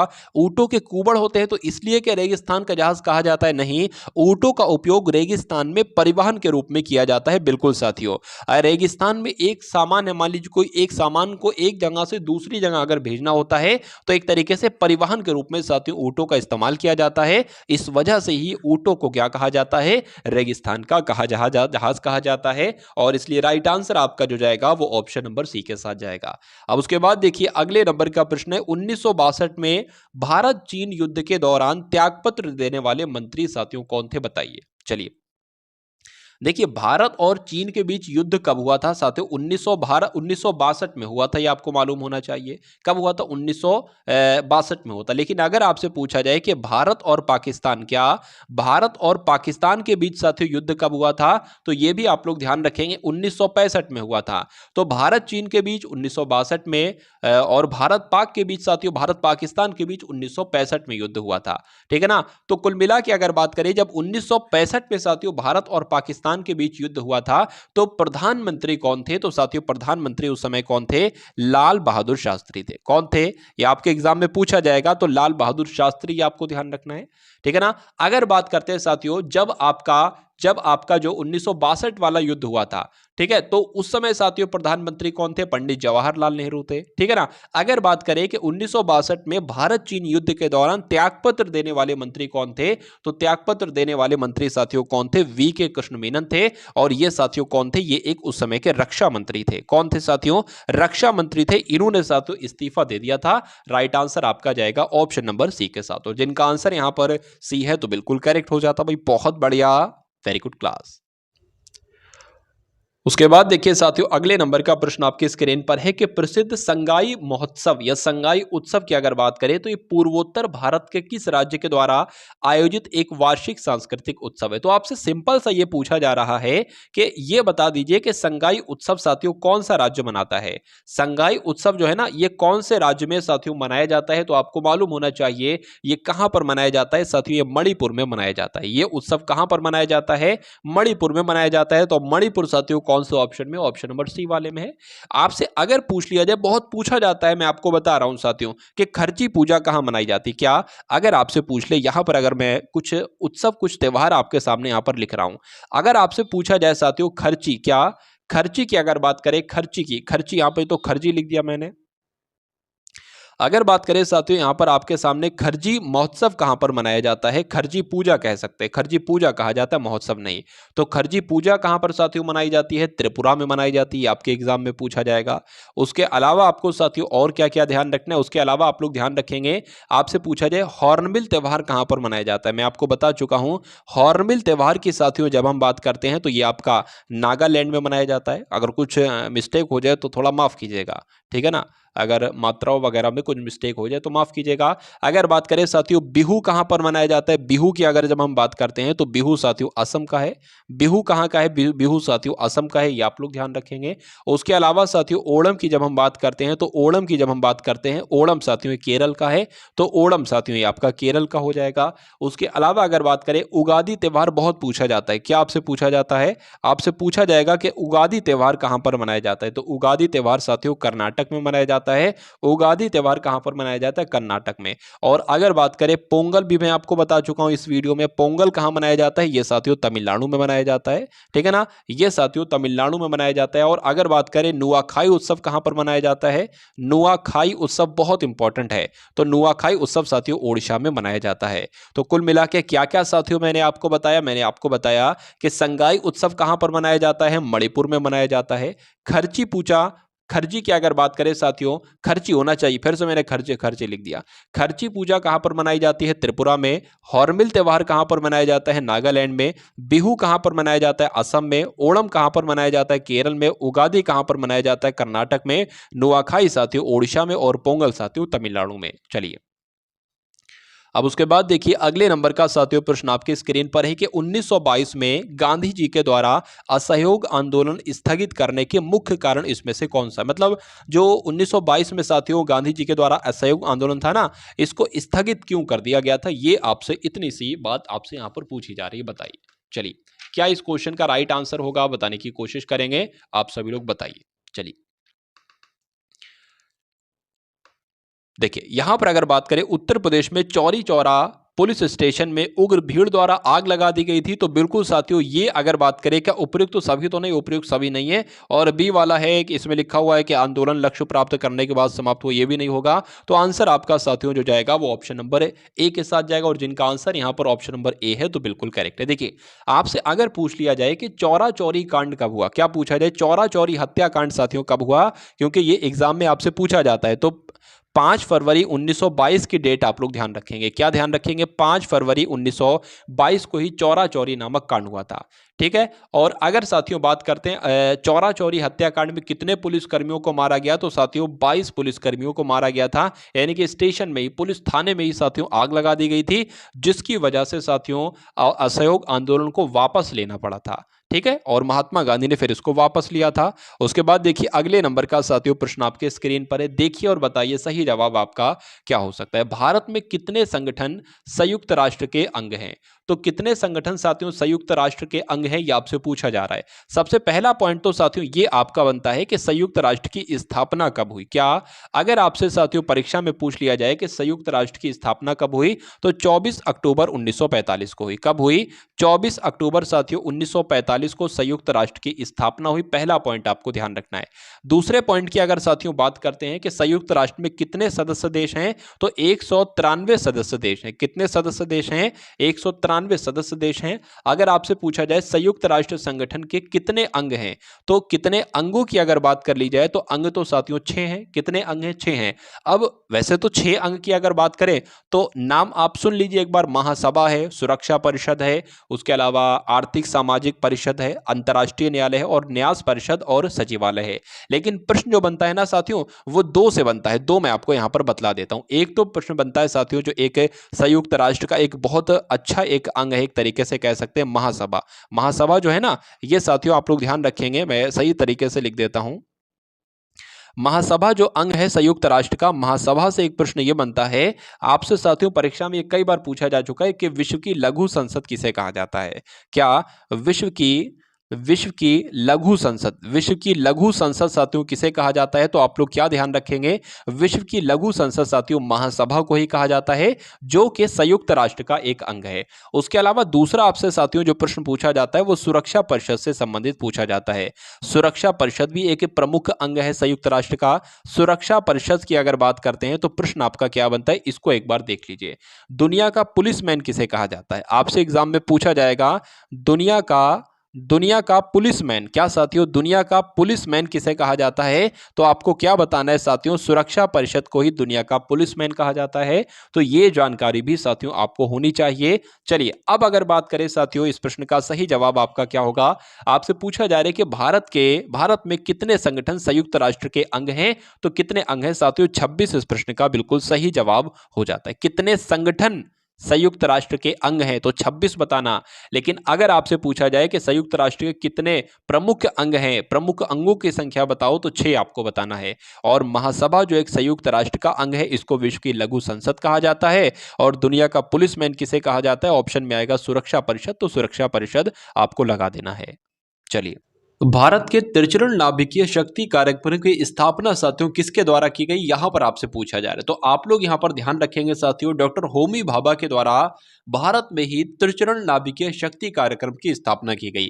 यहां पर साथियों होमी भाभा की अगर बात करते हैं तो होमी भाभा से संबंधित एक दो प्रश्न और आपसे पूछे जाते हैं।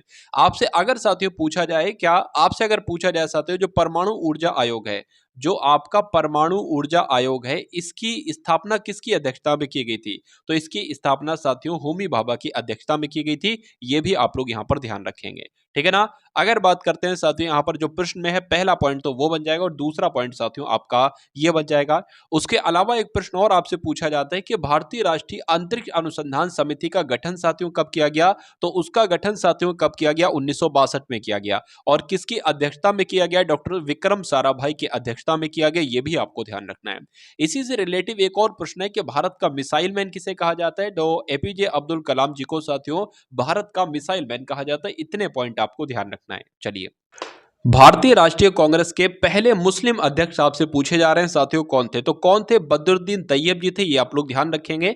अगर आपसे ये पूछ लिया जाए कि इन्होंने कांग्रेस के कौन से अधिवेशन की अध्यक्षता की थी, तो आपको क्या बताना है साथियों? मद्रास अधिवेशन की अध्यक्षता की थी, जो कि कब हुआ था? 1887 में हुआ था, ठीक है ना। ये बात साथियों आप सभी लोगों को यहां पर याद रखनी है। चलिए अब उसके बाद देखिए, अगले नंबर का प्रश्न आपके स्क्रीन पर है कि भारत के अंतरिक्ष कार्यक्रम का जनक किसे माना जाता है?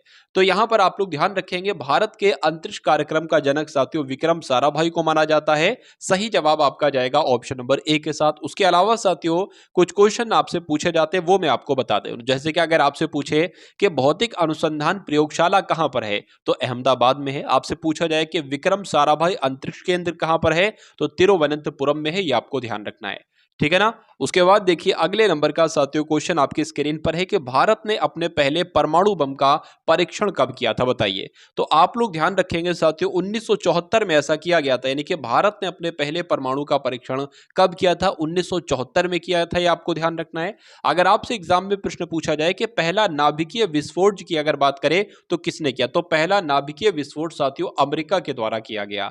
और कब किया गया ये अगर आपसे पूछा जाए साथियों तो 1945 में किया। ये भी आप लोग ध्यान रखेंगे, ठीक है। चलिए अब उसके बाद देखिए अगले नंबर का प्रश्न आपकी स्क्रीन पर है कि रॉलेट एक्ट साथियों ये कब पारित किया गया, आपसे पूछा जा रहा है। तो रॉलेट एक्ट कब पारित किया गया? 1919 में पारित किया गया। राइट आंसर आपका जाएगा ऑप्शन नंबर सी के साथ। उसके बाद देखिए अगला प्रश्न है कि भारत में राष्ट्रीय पंचायती राज दिवस साथियों कब मनाया जाता है, बताइए।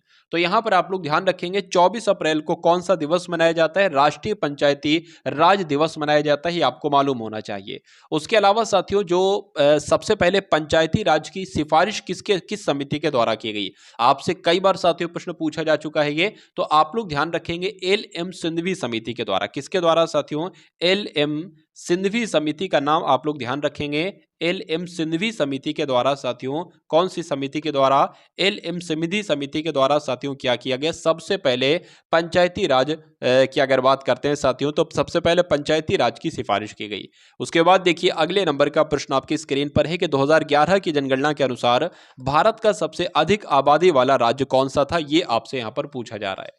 चलिए, तो क्या हो सकता है साथियों इस प्रश्न का बिल्कुल सही जवाब? तो अगर आपका उत्तर है उत्तर प्रदेश तो बिल्कुल करेक्ट हो जाता है। देखिए, अगर आपसे एग्जाम में पूछा जाए कि 2011 की जनगणना के अनुसार सबसे अधिक आबादी, तो आपको बताना है उत्तर प्रदेश। लेकिन अगर आपसे पूछे कि 2011 की जनगणना के अनुसार दूसरा सबसे ज्यादा आबादी वाला राज्य कौन सा है, तो महाराष्ट्र आपको बताना है। क्या बताना है साथियों? तो महाराष्ट्र आपको बताना है। उसके अलावा अगर साथियों बात करें, आपसे अगर एग्जाम में यह पूछा जाए कि 2011 की जनगणना के अनुसार सबसे कम आबादी वाला राज्य कौन सा है, तो कौन सा है साथियों? सिक्किम आप लोग ध्यान रखेंगे। ठीक है ना? तो कौन सा राज्य आप लोग ध्यान रखेंगे? सिक्किम आप लोग ध्यान रखेंगे। उसके अलावा आपसे पूछा जाए कि 2011 की जनगणना के अनुसार सबसे ज्यादा लिंग अनुपात वाला राज्य कौन सा है, तो सबसे ज्यादा लिंग अनुपात वाला राज्य कौन सा है साथियों? केरल है। और उसके अलावा अगर साथियों बात करें कि सबसे अधिक घनत्व वाला राज्य कौन सा है, तो सबसे अधिक घनत्व कहां का है? बिहार का साथियों सबसे अधिक घनत्व है। ठीक है, ये आपको ध्यान रखना। और सबसे कम घनत्व कहां का है साथियों? सबसे कम घनत्व अरुणाचल प्रदेश का है। कहां का सबसे कम घनत्व है? सबसे कम घनत्व साथियों अरुणाचल प्रदेश का, यह भी आपको मालूम होना चाहिए। उसके अलावा मैंने आपको बताया सबसे अधिक लिंग अनुपात केरल का है और सबसे कम लिंग अनुपात कहां का है, तो हरियाणा का साथियों सबसे कम लिंग अनुपात है। यह भी आप लोग ध्यान रखेंगे। ठीक है ना? चलिए, तो जितने पॉइंट साथियों आपको बताए हैं ये आपको ध्यान रखना। उसके अलावा सबसे कम साक्षरता वाला राज्य कौन सा है, तो वो भी साथियों बिहार है। यह भी आप लोग ध्यान रखेंगे। अब उसके बाद देखिए अगले नंबर का प्रश्न है कि निम्नलिखित में से क्या कंप्यूटर का एक घटक नहीं है? देखिए यहां पर साथियों लिखा हुआ है ALU, तो ALU की अगर बात करें ये भी कंप्यूटर का घटक है। CPU लिखा है ये भी कंप्यूटर का घटक है। मेमोरी साथियों लिखा है ये भी कंप्यूटर का ही घटक है। लेकिन कागज की अगर बात करें ये साथियों कंप्यूटर का घटक नहीं है। अब नहीं है तो यही आपका बिल्कुल सही जवाब हो जाएगा। देखिए यहां पर अगर बात करें ALU की फुल फॉर्म क्या होती है? अर्थमेटिक लॉजिक यूनिट होती है। CPU की फुल फॉर्म क्या होती है? सेंट्रल प्रोसेसिंग यूनिट होती है। ये आपको साथियों मालूम होना चाहिए। उसके बाद देखिए अगले नंबर का प्रश्न है, आपसे यहां पर पूछा जा रहा है साथियों कि दूसरे विश्व युद्ध से प्रभावित देशों में बच्चों और माताओं को आपातकालीन भोजन और स्वस्थ देखभाल प्रदान करने के लिए संयुक्त राष्ट्र के द्वारा कौन सी एजेंसी बनाई गई थी? तो कौन सी एजेंसी बनाई गई थी साथियों? अगर बात करें तो यूनिसेफ बनाई गई थी। ये आपको ध्यान रखना है। आंसर आपका जाएगा ऑप्शन नंबर ए के साथ। भाई बहुत बढ़िया, वेरी गुड क्लास। देखिए साथियों यूनिसेफ की जब हम बात करते हैं, अगर आपसे पूछा जाए कि यूनिसेफ की स्थापना कब हुई थी, तो यूनिसेफ की स्थापना साथियों कब हुई थी? बहुत एग्जाम में आपसे प्रश्न पूछा जा सकता है। तो 11 दिसंबर 1946 को। कब साथियों? 11 दिसंबर 1946 को तो इसकी स्थापना हुई थी। लेकिन अगर आपसे पूछा जाए कि यूनिसेफ का मुख्यालय कहां पर है, तो न्यूयॉर्क आपको बताना है। क्या बताना है? न्यूयॉर्क। आप सभी लोग साथियों इसको ध्यान रखेंगे। उसके अलावा यूनेस्को के बारे में भी आपसे पूछा जाता है। क्या साथियों? यूनेस्को के बारे में आपसे पूछा जा सकता है कि इसकी स्थापना कब हुई, तो 16 नवंबर 1945 को। 16 नवंबर साथियों 1945 को किसकी स्थापना होती है? आप लोग ध्यान रखेंगे साथियों यूनेस्को की स्थापना होती है। ठीक है ना? और यूनेस्को की अगर बात करें उसके अलावा आपसे साथियों जो प्रश्न बनेंगे ना, वो कौन से प्रश्न बनेंगे? आपसे पूछा जाएगा कि WHO यानी कि विश्व स्वास्थ्य संगठन की स्थापना कब हुई थी, तो 1948 में। और अंतरराष्ट्रीय मुद्रा कोष की स्थापना कब हुई थी, तो 1945 में। ये भी साथियों आपको ध्यान रखना है। उसके बाद देखिए साथियों खिलाफत आंदोलन का नेतृत्व किसने किया था, ये आपसे यहां पर अब पूछा जा रहा है। बताने की कोशिश करेंगे। बताइए।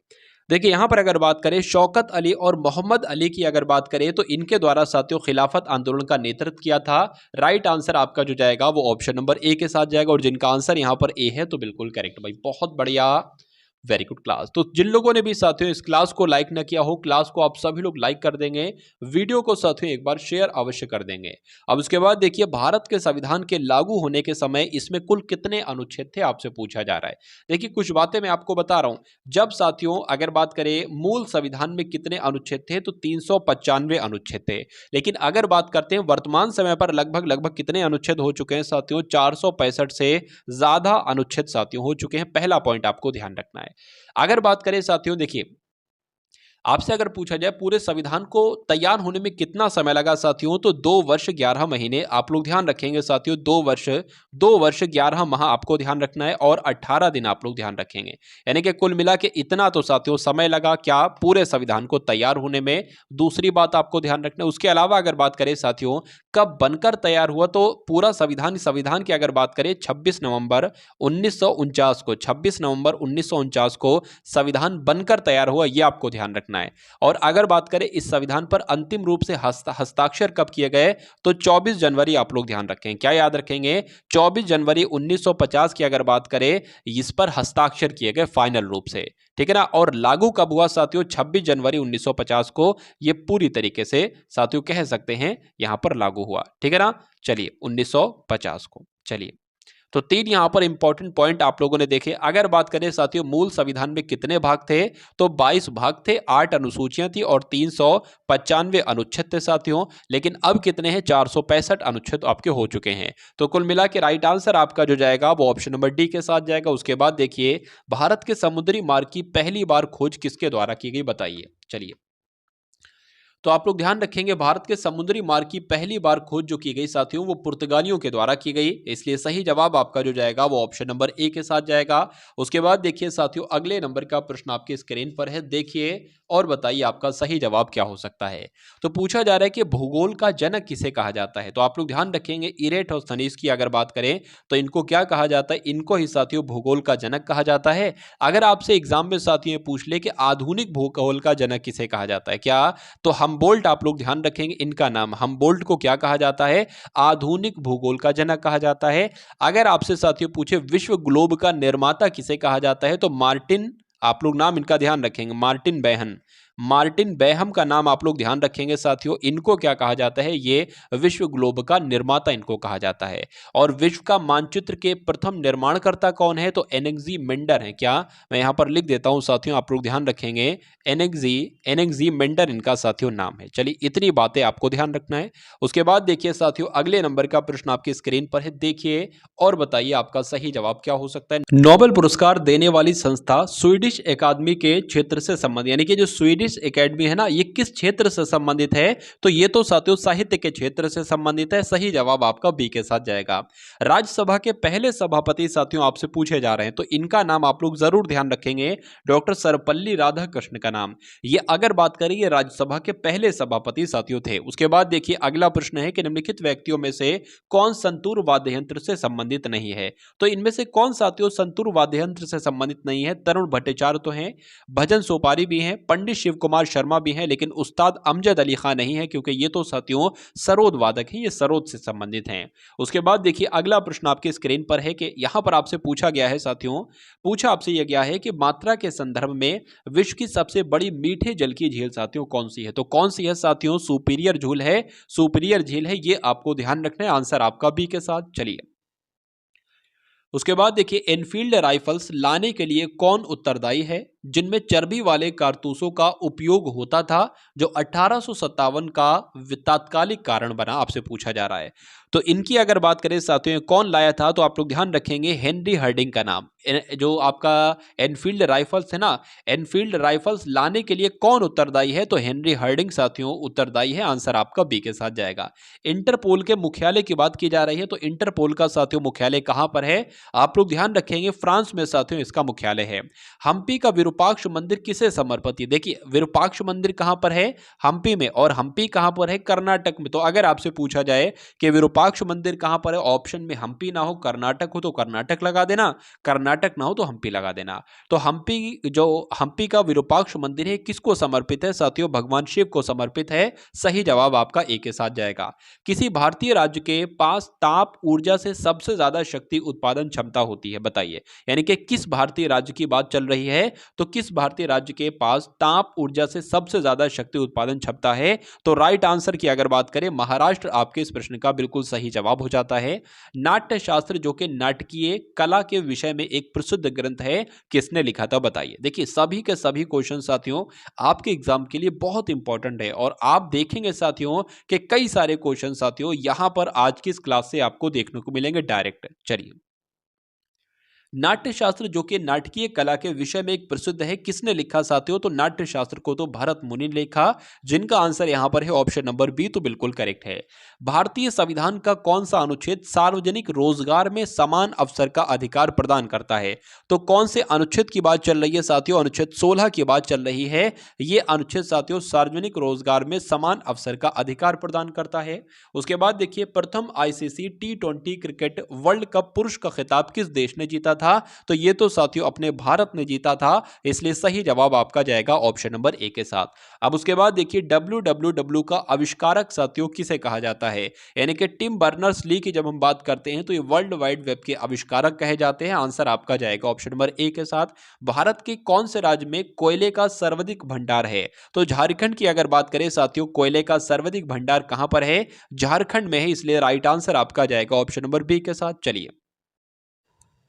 भारत में पहली यात्री रेलगाड़ी का संचालन किनके बीच हुआ था साथियों? तो बंबई और ठाणे के बीच हुआ था, ये मैं आपको कई बार बता चुका हूं। उसके बाद देखिए महाराष्ट्र के पारंपरिक लोक रंगमंच का नाम आपसे पूछा जा रहा है, बताइए। तो क्या है साथियों? तमाशा है। यानी कि ये अगर बात करें साथियों, लोक रंगमंच जो है वो कहां का है? वो महाराष्ट्र का है।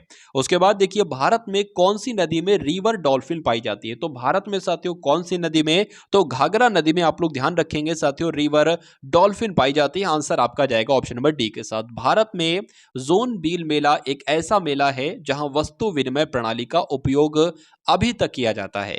तो यह मेला भारत के कौन से राज्य में लगता है आपसे पूछा जाए तो ये तो साथियों असम में लगता है, इसलिए राइट आंसर आपका जाएगा ऑप्शन नंबर डी के साथ। विदेशी धरती पर फहराया जाने वाला प्रथम भारतीय ध्वज मैडम भीकाजी कामा के द्वारा 1907 में फहराया गया था। तो कहां पर फहराया गया था आपसे पूछा जा रहा है साथियों? जर्मनी में फहराया गया था। सही जवाब आपका ऑप्शन नंबर डी हो जाता है। चलिए, उसके बाद देखिए कंप्यूटर क्षेत्र में जो फॉर्टन है ना, इसके लिए पुस्तक प्रयुक्त किया है ना, मतलब कुल मिला के अगर बात करें तो फॉर्टन को क्या कहा जा सकता है? देखिए यहां पर लिखा है फॉर, तो फॉर से हो जाएगा फॉर्मूला, और यहां पर लिखा है ट्रांस, तो ट्रांस से हो जाएगा ट्रांसलेशन। तो क्या साथियों फॉर्मूला ट्रांसलेशन यहां कहीं पर लिखा हुआ है? तो बिल्कुल लिखा हुआ साथियों, ऑप्शन नंबर सी में लिखा हुआ है, तो यही आपका बिल्कुल सही जवाब हो जाता है। उसके बाद देखिए 1907 में कांग्रेस के नेतृत्व में कौन से सत्र में चरमपंथी और नरमपंथी का विभाजन किया गया था?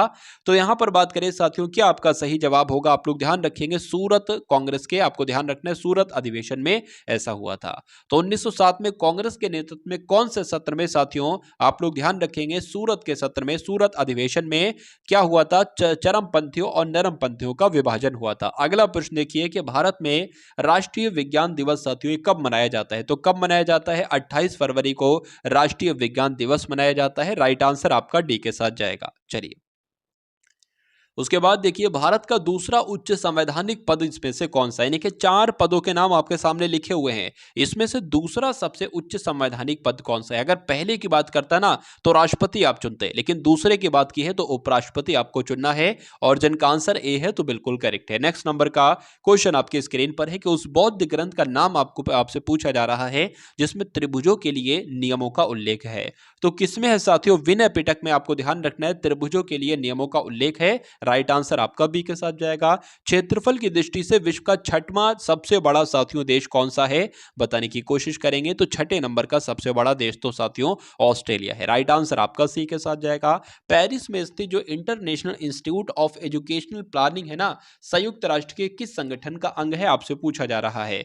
तो किसका अंग है साथियों? यूनेस्को का अंग है, इसलिए राइट आंसर आपका ऑप्शन नंबर ए हो जाता है। चिपको आंदोलन की तरह निम्नलिखित में से किसका लक्ष्य उत्तर कन्नड़ जिले में वनों की रक्षा करना था? तो किसका लक्ष्य था साथा? जो एपिको आंदोलन था ना, इसका लक्ष्य भी था कि कन्नड़ जिले में साथियों, मतलब इसका लक्ष्य क्या था कि वनों की रक्षा करना, इसका भी लक्ष्य था। आंसर आपका जाएगा बी के साथ। भारत के वन्यजीव संरक्षण अधिनियम 1972 में कितनी अनुसूचियां हैं यह आपसे पूछा जा रहा है साथियों। तो कितनी अनुसूचियां हैं? 6 अनुसूचियां हैं, ये आप लोग ध्यान रखेंगे। आंसर आपका जाएगा ऑप्शन नंबर सी के साथ। चलिए, सैनिक विद्रोह की अगर बात करें इसके दौरान गवर्नर जनरल साथियों कौन थे आपको बताना है। तो लॉर्ड कैनिंग साथियों 1857 की क्रांति के साथियों के समय लॉर्ड कैनिंग ही साथियों गवर्नर जनरल थे। राइट आंसर आपको ध्यान रखना है, आंसर आपका ए के साथ जाएगा। चलिए, उसके बाद देखिए किस नदी के विस्तार क्षेत्र को राष्ट्रीय जलमार्ग 2 कहा जाता है? तो किसकी बात चल रही है साथियों? ब्रह्मपुत्र की बात चल रही है, यानी कि ब्रह्मपुत्र नदी के विस्तार क्षेत्र को ही राष्ट्रीय जलमार्ग 2 कहा जाता है। अगला प्रश्न देखिए, स्वतंत्रता के बाद दूसरी पंचवर्षीय योजना जिसका कार्यकाल 1956 से लेकर 61 तक था, इसके दौरान जर्मनी के सहयोग से किस इस्पात संयंत्र की स्थापना की गई? तो किसकी साथियों स्थापना की गई? राउरकेला इस्पात संयंत्र की स्थापना की गई। सही जवाब आपका ऑप्शन नंबर सी हो जाता है। ओपेक की अगर बात करते हैं ना साथियों, ओपेक की OPEC, इसका हेडक्वार्टर कहां पर है? तो इसका हेडक्वार्टर तो साथियों ऑस्ट्रिया के वियना में है। तो राइट आंसर अगर आपका है ऑप्शन नंबर ए तो बिल्कुल करेक्ट हो जाता है। भारत की पहली मानव चलित अंतरिक्ष उड़ान का नाम आपसे पूछा जा रहा है, तो गगनयान की अगर बात करें साथियों, गगनयान आपके इस प्रश्न का बिल्कुल करेक्ट आंसर हो जाता है। चलिए नेक्स्ट नंबर का क्वेश्चन देखिए कि इनमें से भारत के किस वायसराय ने निर्वाचित स्थानीय सरकारी निकायों के सर्जन की पहल की थी? तो किसकी बात चल रही है साथियों? लॉर्ड रिपन की बात चल रही है। चलिए तो आंसर आपका जाएगा डी के साथ। उसके बाद देखिए 1857 में अंग्रेजों ने मुगल वंश के अंतिम शासक किसको सत्ता से बर्खास्त किया था? तो किसको साथियों सत्ता से बर्खास्त किया था जो कि मुगल वंश का अंतिम शासक था? तो बहादुर शाह जफर की अगर बात करें तो यह मुगल वंश का अंतिम शासक था और सत्ता से इसको बर्खास्त किया गया था। उसके बाद देखिए पुलवामा में आतंकी हमला साथियों कब हुआ था? तो पुलवामा में आतंकी हमला साथियों 2019 में हुआ था, इसलिए सही जवाब आपका ए के साथ जाएगा। अगला प्रश्न आपकी स्क्रीन पर है कि भारत के संविधान के अनुसार संघ के रक्षा बलों का प्रमुख कौन होता है? तो कौन होता है साथियों? राष्ट्रपति होते हैं। राइट आंसर आपका जाएगा सी के साथ। भारत की प्रथम महिला राष्ट्रपति आपसे पूछी जा रही है साथियों, कौन है बताइए? तो आप लोग ध्यान रखेंगे साथियों, आपको मालूम होना चाहिए प्रतिभा देवी सिंह पाटिल की जब हम बात करते हैं तो ये भारत की पहली महिला राष्ट्रपति हैं। उसके बाद देखिए भद्रा वन्यजीव अभ्यारण्य साथियों किस राज्य में है? तो ये कहां पर है साथियों? ये तो कर्नाटक में है। सही जवाब आपका जाएगा ऑप्शन नंबर ए के साथ। उसके बाद देखिए भारत में श्वेत क्रांति किस राज्य से शुरू हुई थी? तो भारत में श्वेत क्रांति साथियों किस राज्य से शुरू हुई थी? गुजरात राज्य से शुरू हुई थी। आपको ध्यान रखना है, राइट आंसर आपका ए हो जाता है। अब उसके बाद देखिए साथियों आज की इस क्लास का अंतिम प्रश्न आपकी स्क्रीन पर है। आपसे पूछा जा रहा है कि बेटी बचाओ बेटी पढ़ाओ अभियान के एक हिस्से के रूप में बालिकाओं के लिए विशेष रूप से लॉन्च किए गए बैंक खाते का क्या नाम है? तो क्या नाम है साथियों? सुकन्या समृद्धि इसका नाम है, इसलिए राइट आंसर आपका जो जाएगा वो ऑप्शन नंबर बी के साथ जाएगा। और जिनका आंसर यहां पर बी है तो बिल्कुल करेक्ट भाई, बहुत बढ़िया, वेरी गुड क्लास। चलिए तो कुल मिला के साथियों ये आपने क्वेश्चंस देखे, 100 सामान्य ज्ञान के सबसे एकदम टॉप लेवल के साथियों आपने क्वेश्चंस देखे। मैं उम्मीद करूंगा साथियों आपके रियल एग्जाम में यहां से बहुत सारे क्वेश्चंस आपको देखने को मिलेंगे, क्योंकि ये चुनिंदा सभी क्वेश्चंस थे, सभी अति महत्वपूर्ण प्रश्न थे जो कि आपके एग्जाम में आपको बहुत साथियों हेल्प करेंगे। तो अगर बात करें साथियों एक प्लेलिस्ट बनाई गई है यूपी पुलिस के लिए, मेरा मानना है साथियों उस पूरी प्लेलिस्ट को एकदम अगर देख लेते हैं तो तैयारी में साथियों आपकी 4 चांद लग जाएंगे, तैयारी आपकी बहुत तगड़ी हो जाएगी। तो उस प्लेलिस्ट का लिंक साथियों मैंने आपको डिस्क्रिप्शन में दे दिया है, वहां से जाकर एक बार सभी वीडियोस को डबल स्पीड में देखिए, भले देखिए जरूर। तो डबल स्पीड करके सभी प्रश्न अपने मनोमस्तिष्क में स्टोर कर लीजिएगा और क्रैक कर डालिएगा साथियों अपने यूपी पुलिस एग्जाम को। तो इस वीडियो को साथियों उम्मीद करता हूं शेयर करेंगे, बहुत प्यार देंगे, कमेंट सेक्शन के माध्यम से बताएंगे कि ये वीडियो आपको कैसी लगी। वीडियो को लाइक नहीं किया तो वीडियो को भी लाइक करके जाएंगे। तो मिलते हैं हम सभी लोग आने वाली वीडियो में। जय हिंद साथियों।